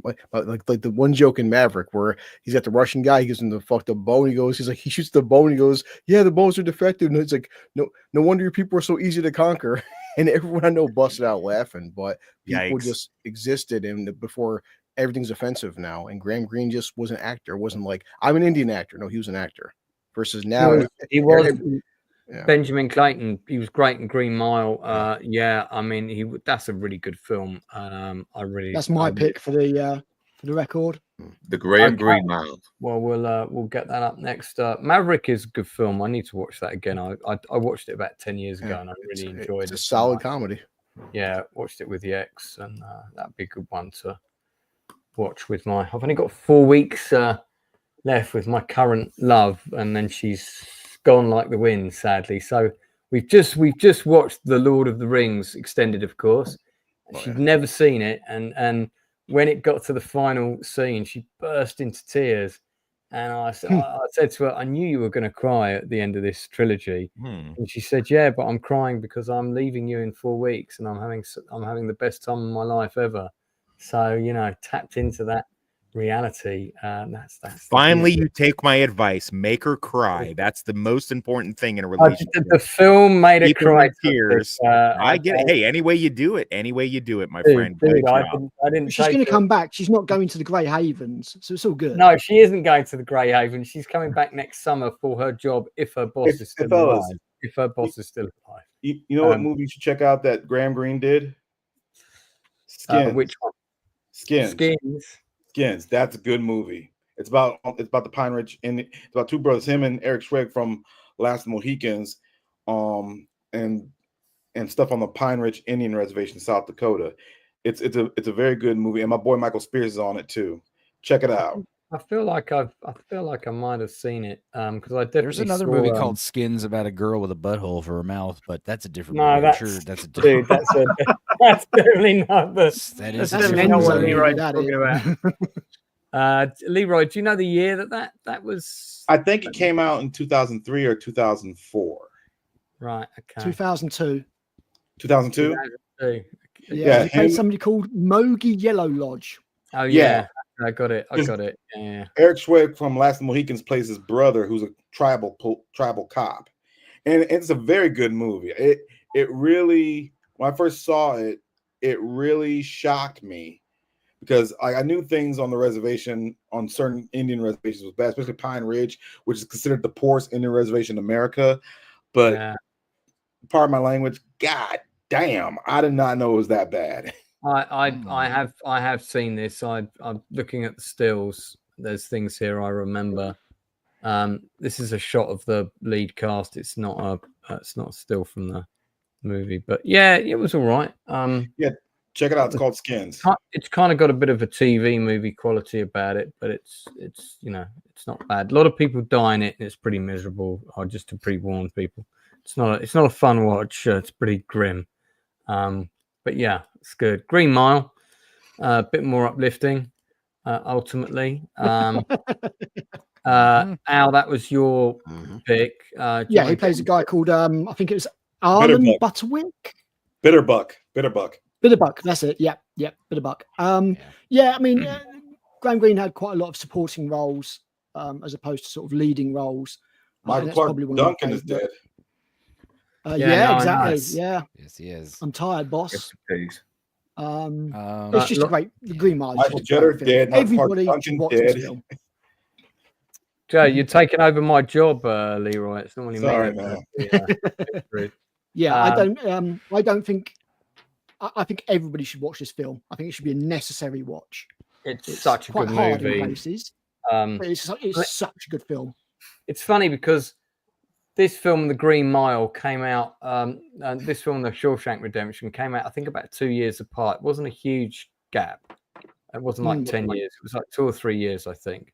And, you know, they've got a lot of similarities in terms of some of the characters and the setting. Also, Frank Darabont adapting a Stephen King book. Yeah, it's the same producer. I think everybody brings their A game in this. Like, the director gets the best performances out of absolutely everybody. Oh, I agree. I mean, it's also an absolutely first class cast. But the two films, when you look at them, you step back and you look at them, they could not be two more explicitly different movies. And I'm thinking actually these two films would make for a great double bill for my girl before she goes home. So I think we might try and do that this week. Get her to cry some more. Good plan. Good plan. That's not the reason. Just to be clear. It's just great. I love this film. Don't follow the toxic dating philosophy. Emotional manipulation. Lance, I could not be more proud of you. Well done, so sir. I believe, is this the role that Graham Greene played? No, maybe No. not. He's not the mouse, no. He's the guy. Not the mouse. Yeah, go on. I cannot watch this scene. There's no still of him in the. There's so many stills here, but they don't appear to have got a still of him. It's weird too because you know the trailer for it. By the way, the movies are 6 years apart. Thank you. Yeah, I didn't. You're welcome. It wasn't You're a huge, but it wasn't like a monster. It wasn't But like the 10. trailer for this was it was Graham Greene. It was Graham Greene, talking about his best day and if he could live his life like that. And it's Tom Hanks saying, There he is. Yeah, there he is. And he's in the teaser trailer for it when it first was being shopped around. So that's interesting that you had such a hard time finding a still of it. But yeah, it's same thing in the novel. Well, it was a split up novel. They had it like coming out like one every couple months. It was like 7 or 8 parts, 9 parts, I don't remember, but it was like you can get it now. If you get it now, it's all in one book form, but at the time it was released in like 98, 99. It came out and like it was like a chapter play type deal. Pretty interesting stuff. Gonna do a consider the source on it? Yeah, maybe do. But it's the thing is, like, it seems like if you look at my show, there's so many damn Stephen Kings in there. I need to try to space them out. Yeah, I don't want to make it the Stephen King show. Yeah, interesting stuff. I mean, yeah, this is such a good movie. I mean, I give this a 10 out of 10. No question. Same 10 out of 10. Same 10 out of 10. Everybody should watch this film. Everybody should watch this film. Yeah, I watched this film. I was in Iraq. Does that mean you gave it less than 10 out of 10, Leroy? No, I gave it 10 out of 10. Okay, fantastic. Good stuff. Blue, would you give this 10? Oh, definitely, yeah. Stupenzo. Yes, everyone loves The Green Mile. I'm scared, boss. Don't leave me with the lights out. It's like, Jesus. You know what I liked? I do like Die Hard with a Vengeance because it's the one role where Graham Greene's like Native American backstory means nothing. It's irrelevant. He's just a cop. Yeah, it's just a guy doing a job, isn't he? That's the it. flip side of that coin. I like the most racially insensitive movie he ever did, which was North, where he's the Alaskan dad. He's like the Eskimo dad. That was fun. He's also in Twilight New Moon, where he's Harry Clearwater. Yeah. And he's a Native American. He has a heart attack because he sees his daughter turn into a werewolf. It's a very, very pivotal scene in the Twilight history lore. But yeah, North with Elijah Wood, dude. That's a funny one. I remember that. I saw that movie at the cinema, and he did that just before Lord of the Rings, didn't he? I need to rewatch it before. Not just before. No, it was a few years before. It was around the same time he did Good Son, mid-90s. By the way, Lance, when you mentioned Elijah Wood and Bennett, he's starring in Yellow Jackets, just so you know. Yeah, like a but pivotal character. He was in the Toxic Avenger. I've tried to wasn't get he? into He was in, Yellow um, Jackets. It's pretty good. I've tried to get into Yellow Jackets. I can't get into it. I'm just Thanks. That's your misogyny taking over. I hope No, the new girlfriend doesn't. Is North that doesn't- film No, where that's not Bruce my Willis dresses up as a misogyny. rabbit? I'm just not into North, all this yeah, time jump. North is bullshit. the one where Elijah Wood is like auditioning new parents. He's gonna get new parents, so like all That's these it. new parents are like auditioning to be his new kids, his new parents, and like he goes to Texas with Tom Arnold, and he goes to Alaska with these Eskimo parents and Graham Greene, and he goes to It was his first big leading the whole movie's a role. dream. It's a big stupid kids movie. I would want to revisit as an adult because I haven't seen it since I was a little kid. But it's a pretty stupid movie. Someone big made it, isn't it? Like a Rob Reiner movie or something? Yeah, Rob Reiner. Rob Reiner. Yeah, Rob Reiner. Yeah, Jason Alexander is his real dad. I forget who's his real mom. But yeah, Yeah, it's like Yeah, there he is. Bruce the whole Willis as movie's a rabbit. dream. He has the whole movie in a dream in this chair where he like Yeah. he's like, imagine if I had anyone could be my parents, you know? Yeah, and he imagines Dan Aykroyd is using his ass on a sand, and it's all pervy, and it's weird. right. This is the DVD that they play for the kids that are locked up in the connexes on their way to Epstein Island. So that's Yeah. Oh, right. Kathy Bates was an Eskimo mom. Keeps popping up in it at various different times, doesn't he? Yeah, so it was Dan Aykroyd was the Texas dad. Never mind, not Tom Arnold. What am I thinking? I didn't know John Ritter was in this movie. I Yeah, forgot John Ritter about was like the good. He's like, oh wow, these are the nice parents. But then he realizes like, there's no place like home. You know, it's a stupid movie. But yeah, no I don't know. pictures of Graham Graham Greene, Greene the here, Alaska sadly. scenes. Yeah, like What's the the idea odds? that they live in an igloo with recliners. Do you remember and this? lazy- Do you remember this scene? It's Kelly McGillis and Alexandra Goodenough reprising Yeah, he their shows roles up from- and walks out of the Yeah. door and then gets right back in the plane and flies away. He's like, I'm not doing the Amish thing. Yeah, that's pretty funny. Anna Gray says, "Good-looking panel tonight." That's not true because we're missing Rachel and also the Inside Man. So we don't have the best-looking people on the show. Speak for yourself. Uh, I'm the Get best. him, Leroy. Get him, you know. Leroy. It's a good rough and ready panel this evening. We got, we've got Leroy, got Critical, got Blue Collar Loser. These are the chief trio of the rough and readies. So. Like Yeah. handsome. Fantastic. Okay, we'll rate our panels looks out of 10 later. Yeah. Okay, North. Right. Who hasn't given Graham Greene a shout out for their favorite pick of his movie? Anybody? I think everyone's had a go. Blue? I think that's everyone. Blue, did you? I think Blue mentioned one already. I think. That's Maverick. Yeah, you said Maverick. That's right, and we did talk Oh, about yeah, that. Maverick, that's right. Did talk about that briefly. Fantastic. Okay. All right. Well, there are a couple of other things I want to mention briefly before we begin to wrap up because we started late and I don't want to go on too late because I'm rehearsing my play tomorrow. So Magnificent Egos, book now if you haven't already booked. But yeah, one thing that people wanted me to talk about this week, and I started watching it. I've seen about half of it. Is the Thursday Murder Club. I have to say that I wasn't blown away by it. It all just felt very typical kind of. It's got a great cast, absolutely outstanding cast. I've met Celia Imrie, and she signed the big card that I did for Ben Kingsley's still alive? Ben Kingsley is still alive. Yeah. Somehow. Mate, he's got an extremely young wife. That's what's keeping him alive. Celia Imrie signed the card for Liam Neeson that I did for him when his wife died. She was one of the actresses that was on in the West End at the time and signed his card, which was great. Yeah, so I saw about half of it. Like I said, it's kind of a fun bunch of old people in a kind of retirement home. There's a subplot going on about there's various people trying to get hold of the home and convert it into flats and kick them all out. And then one of the people that opposes that is murdered, who's one of the part owners. And so these guys decide they're part of a little group that solves mystery cases, a bit like online criminal programs. God, there's been about 20 of those that have popped up on YouTube in literally the last 3 months. Everybody's decided that's the gold mine, and they're all creating crime channels on YouTube now. I've got so many that keep popping up in my timeline because I follow a couple. But this is the equivalent of that, but except it's a group of 4 people in a home doing it for real.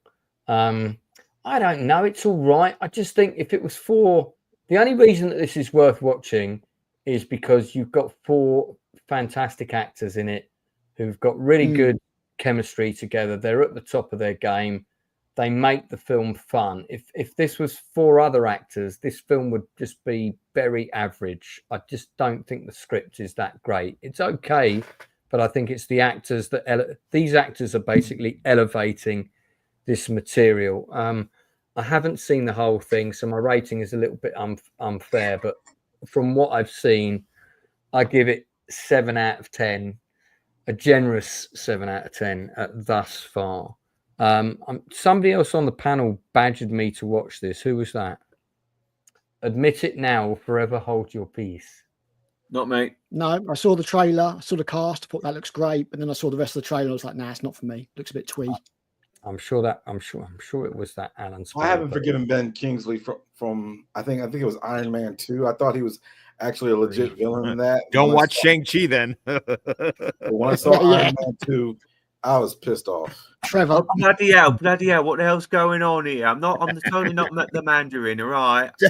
I thought you were going to say I haven't forgiven him for Gandhi for a minute, but I thought it was going to say Gandhi. I like Gandhi. doing blackface. Imagine if they did that with the Joker, what they did to the Mandarin, because I mean that would be like a slap in the face to the character. Yeah, the twist was kind of funny, but come on, you're messing with people's a great villain here from comic books. Yeah. Well, it weren't. Yeah, it's all right.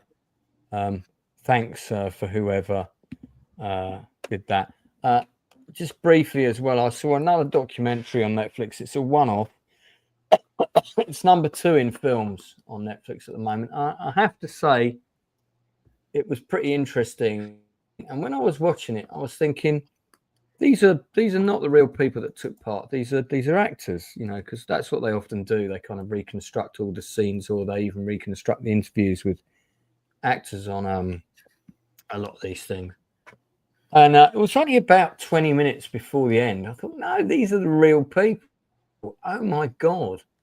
The fact that they got them all to take part, including the girl who was the victim for this, was really surprising. What's more surprising, though, is the person who was responsible. So basically, this girl dates this guy.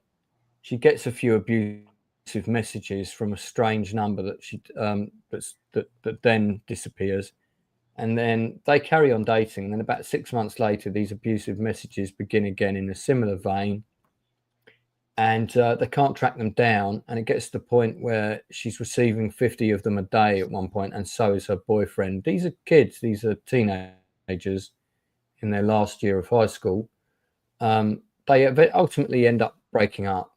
They don't talk to each other now, which is really sad. But they did both take part in the documentary. The parents are all interviewed, and there's this whole quest to find out who's responsible. The school handled it really badly. Anyway, the FBI were called in the end. I'm not going to spoil the ending in case anyone wants to watch it, but it's quite astounding when you find out who's behind it. Like, really astounding. And I was watching it with my partner, and I was like, I turned to her and I said, I bet it's going to be blah blah, and I was right. But I was surprised that I was right, because I kind of said that thinking, well, it won't be that person. But then when I found out it was, I was like, God, Jesus Christ. So yeah, interesting documentary. 7 out of 10, worth watching. Fairly forgettable. So there we are.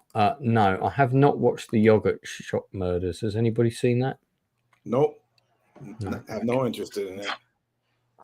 Yeah, and pointless. Yeah, pretty true, sir. I can't say that's not the case.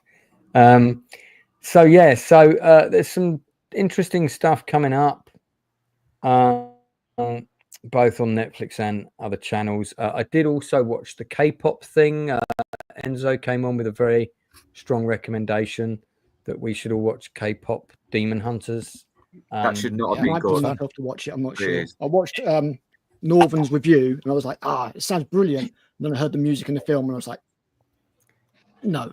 Well, Like I Stick said, with it, it's it's better than actually good. Lin-Manuel Miranda music, so I gave it that much. I'll say this about it. So I was a big fan of full animated features in the 70s, and we didn't have a lot of them. We had the Talking Parcel, we had the Lion, the Witch, and the Wardrobe. We had the early Disney stuff, and a few other things. And then, of course, recently I got you guys to watch the Phantom Toll Booth, which was a great feature-length animation that most people haven't even seen. I saw it. This kind of, I don't know, there was something about this that took me back to those times. There was something really universal about the way this was presented and the characters and the way that it tapped into sort of childish memories with me. And I totally get why Enzo recommended it. I didn't think I was going to like it. I sort of watched the first 10 minutes of it and I was like, oh, fuck me. I've got to listen to all these annoying songs and this is going to be a nightmare. But I have to make you guys watch things that you don't necessarily like. So I thought I'm going to... What? I'm going to take one for the team here. So I watched it. But do you know what? It really grew on me. And I kind of liked it. I liked the world. I liked the characters. It wasn't just girl bosses who were really great at things. I love this cat thing. Yeah. Really, Excuse me, Lance. I gotta go. Sorry. No problem, Leroy. All right, we'll catch you soon. Thanks. There is real hat as well. Thanks for coming on, sir. Yeah, there is real hat to this, though. There is. I mean, there's some good messaging about overcoming your fears as well. Everything about and dealing with the shadow. It's got some really good universal messages. I have to say, since Pixar last did good film, I'm trying to remember which one that was. They did do a Inside Out 2. Inside Out 2 was good. Yeah, since they did Inside Out 2, this is probably my favorite full-length animation film since that. Yeah, this is what Disney should be doing now. I mean, look, it's got friendship, it's got family, those kind of themes. And it's about, overcoming your past flaws as well. There's a lot of stuff for a modern young audience in this, but there was a lot of stuff for adults as well. So I have to say, I did enjoy it. I'm probably not going to go out and buy the Blu-ray like I would with a Pixar film, but I did like it. I thought it was really fun. It's a sort of thing. What we should do, Lance? We should let's all make sure we've seen it, and then we can do a big panel review on it. But we'll stream it on YouTube Kids, so all the 12-year-olds can chime in. That is the target audience and stuff. I don't know any 12-year-olds, but I mean, I bet we could probably find some over there if you want to give it a shot. I don't know why, but we'll be having a shitload of comments. But we'll be having a shitload of comments from 12-year-olds saying, he sounds gay. He sounds gay too. This is stupid. Well, this guy's cringe.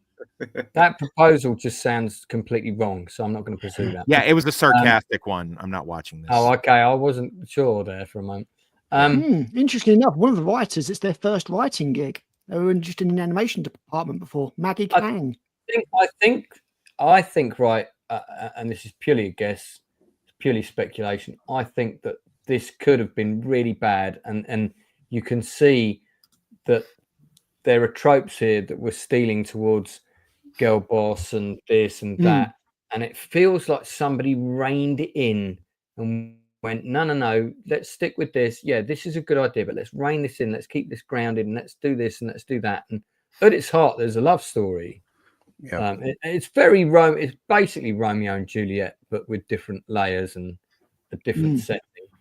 And I liked watch it. I mean, it's getting loads of praise. None of the writers have a lot of credits, so it's quite refreshing to see something good come out of that. I really hope these writers get more work because they've done a bang up job here as well. They really How many writers did the screenplay total? 3. Yeah, I mean that's a pretty good result then when you've got 3 hands, and there's probably a lot of producers as well giving their notes. I've just done a 20-minute short film, and I've had notes from 4 different sources. So, and that's on a 20-minute. That's on a 20-minute film. You know. If they've managed to resist some of that committee meddling, then that's normally a good sign, isn't it? So I loved this demon. I will check it out, and I will grit my teeth at all the horrible pop songs. Yeah, the demons wait are for somebody great. to do death metal demon hunters at some point. Well, we would say that the thing is K-pop also, but K-pop is not for our generation. I know, no. I mean, that side of it meant absolutely nothing to me, but yeah, it had a lot of fun, universal themes. Oh and yeah, again, man. the key word is it was a fun movie. It was just fun. Would you say it was notably non-Western in its approach? Because I do find that Eastern storytelling, especially around characters and heroes, there is a little bit of the elements of the anime in there. You know, the little bit of the more exaggerations with the fish. Which is one of the reasons why I like anime so much. Everywhere. It's my I favorite part find of the storytelling just to be better generally. Well, we'll probably end on that. I'll do a quick. I'll give it a watch for next week. Definitely. Wrap around. But by the way, my other half, Connie, is watching our show. She stayed up late to watch it. I wonder if she's fallen asleep yet. So shout out to you for watching Lord of the Rings with me last weekend. We watched Return of the King and Part 2 of Two Towers last weekend, and the weekend before that we did the other half of it. I mean, she loved it. So, you know, that for me was a massive, massive, massive plus. So now I've got a whole library of movies that she's never seen. I'm looking forward to trying. If you need a list of ones that'll make her cry, I have a list that I can. Yeah, I'm not gonna get any toxic tomfoolery or weaponry involved in this lovely relationship that I've got going on. When she comes back next year, Lance, you've got to take her to the Prince Charles Theatre and do the Lord of the Rings marathon. Well, funnily enough, we went to the Prince Charles Theatre and we saw Scarface with Al Pacino. And she'd never seen Scarface, so she got to see Scarface on the big screen. That was the first movie we watched together. And I did look to see get back down there, to be honest. If the Lord of the Rings trilogy was on. I was going to take Aisha and her goddaughter to see it. And again, my goddaughter has not seen the Lord of the Rings films properly. Is it still in trouble, or has it been saved? It's still there. I think it's no, I think it's been saved. I think there is going to be a hotel built above it, but all the section with the cinema in it is going to stay as it is. Okay, good. So be a crime to lose that. It would, and they're supposed to be taking over a second location, a cinema that closed in Stratford. They're supposed to be reopening it, and it's going to be the second one with multiple screens, which is great. Yeah, that K-pop film was funny because Sony, I guess, funded it, but they shelved it for the past 3 years. Netflix bought it from Sony, and Netflix now the money they're raking in, Sony's just like, man, Netflix is laughing at them like, man, you guys should have. It's your fault. It's their most successful like Netflix movie ever, and it's so funny because Sony had like. But it came out of nowhere. Nobody expected it. Why didn't Sony release it in the cinema? Did they not? They did, yeah. There's been a few theatrical releases, including England. Netflix released it in the theaters recently. Sony didn't see the value in it. No, they saw value in Venom, didn't they? Wait. Let's backtrack. Did Sony release it when it was just them who had the right? No, right. Okay. Sony shelved it. Yeah, well, who made that decision at Sony? Probably the same person who approved the script for Venom: The Last Dance. Yeah, quite possibly. Okay. Well, just gonna before we sign off, just shout out to Graham Greene again. Thanks for many a fantastic performance. What a great actor. By all accounts, a pretty decent guy as well. Great to hear. That Leroy had kind of a first-hand account from his mate of what it was like to work with. Seemed like a guy who had a great sense of humor and will be sorely missed from our screens, and definitely a huge fabric of my cinema history. So farewell, so, and Godspeed and good journey to the promised land, as it were. He now goes to live with his forefathers, as I think they would say in that culture. So Enzo, what you got coming up, buddy? tomorrow. We're watching a movie called Making Contact. It's Roland Emmerich's second movie ever, and you realize like that guy really wanted to be Steven Spielberg. It's very weird. It's basically, Close Encounters of the Third Kind meets Poltergeist, but filmed in Germany with English actors in an English script in order to like infiltrate Hollywood, basically, with some German movie. It's pretty funny. Almost Hammer style.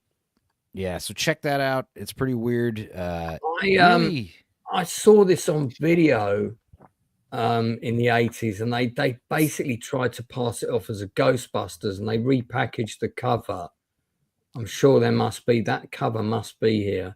Oh, so the original title of the movie was Joey, which is terrible. Also they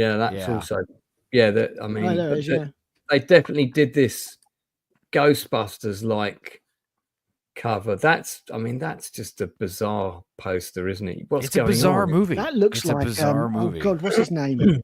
Nuki? Yeah. It's a weird ass movie. Part on Red Letter Media. Carry on, Enzo. I know. So you're doing a deep delve on this, right? Yeah, just a little reaction commentary video. That is the Norman Bates Psycho House, by the way. Weird movie. Check it out tomorrow, 2:30 p.m. or whenever. The premiere is 2:30, so we'll be in the chat. That's how Roland Emmerich penetrated Hollywood. There you go. To begin with. Okay. Northern, what about you? What you got coming up? Well, I've just released my K-pop review. On Friday, I'll be with Mr. E, and I think Susan Love, she is going to attend, but I've not heard back from her, and Inside Man as well, to discuss the semi-biographical dark comedy crime drama Chopper, starring Eric Bana as the notorious former hitman turned author Chopper Reed. Yeah, that's a great film. Saw that at cinema too. I thought it was like his first role as well, first starring role as well, because he was basically just a stand-up comedian doing comedy shows before he did this movie. And that's his first lead role. He's got a role in the Castle, which was before that. And he's so convincing as well as Chopper Reed, because you watch those interviews with the real guy and he gets everything right. There's even a clip where Chopper's talking about the time he got a cellmate to chop off his earlobe so he could get sent to a mental institution away from the people trying to kill him. And he's actually demonstrating it on Eric Bana as well, while Eric Bana is learning from him. It's a fascinating clip, and it's the audio commentary with the real Chopper on the movie is fucking hilarious as well. You don't know if this guy the film's really funny, man. It's a really funny film. It shouldn't be. It is really funny. Yeah. And you don't know if he's telling the truth on the commentary either, though, because he's pretty much admitted that, put me in a camera, I will lie my ass off.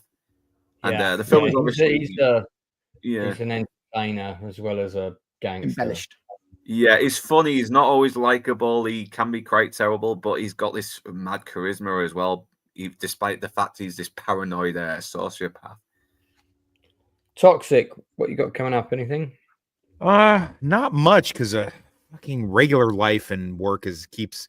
But I do want to do a some sort of a stream or video. It might be a solo effort if I can't find anyone that's watched them. But I've seen like 3, 4, 5 decent movies recently. Everyone's been crying about superhero fatigue, and I've seen movies like Relay and Caught Stealing, and they're original, they're fun, they're fast, and I want people to watch these films so that they keep making more of them. I also saw a couple things on the Plex Pass, Eeny Meeny with the girl from Ready or Not. Man, there's just been a lot of, I think that's the next thing I'm going to do. After that, Nadia's got me on her show Thursday for the finale of The Institute, thank God, and Friday for Stranger Things. Fab. Nadia's channel is wicked. Do check out that channel. Blue, you got anything you want to plug real quick? At a Toxic Avenger review, basically everything Enzo said I agree with, and I just got done seeing Caught Stealing to make a video on that, and I'm just hopping around Lance, guest in wherever. Fantastic. Spider Warlord, what's occurring? I will be subjecting myself to Alien Earth episode 5 tomorrow and reviewing that for the people. because somebody's got Yeah, to. I need to watch that. I'm also halfway through writing the Red Sonja review, because I think I may as well. And Toxic Avenger, I will be reviewing that as well. Right. All coming up at some point this week. You've just reminded me about Alien Earth. I'm gonna put that on right now because yeah, I forgot. I've got to watch that. I'm probably gonna fall asleep again like the last 2 times. Not much happened. A lot happened, but it's a lot of talking. There's like no action. So yeah. Yeah, I mean, yeah, it was interesting, but not that interesting. Honestly, the best thing about it, I think, is Timothy Oliphant and Adrian Edmondson. It's just blowing me away in a straight role. I have heard good things believe about Timothy Oliphant. I've heard he's playing the shit out of that role. No, the elephant is great. Adrian Edmondson, considering everybody knows him as like Vivian from The Young Ones and Eddie from Bottom, he's smashing it out of the park. He's so good. He's so sinister. He's played a few straight roles before this. If you've been, looking out, he has done a few others. But yeah, he is great in this. I think I've seen it. I'll have to look after this and see if I can track some down because yeah, he's very good. Yeah, but the plot of it is just nonsense. Yeah. We'll get into the next episode. I guess we'll probably talk about it next week. I think the next one has dropped. Let me just double check.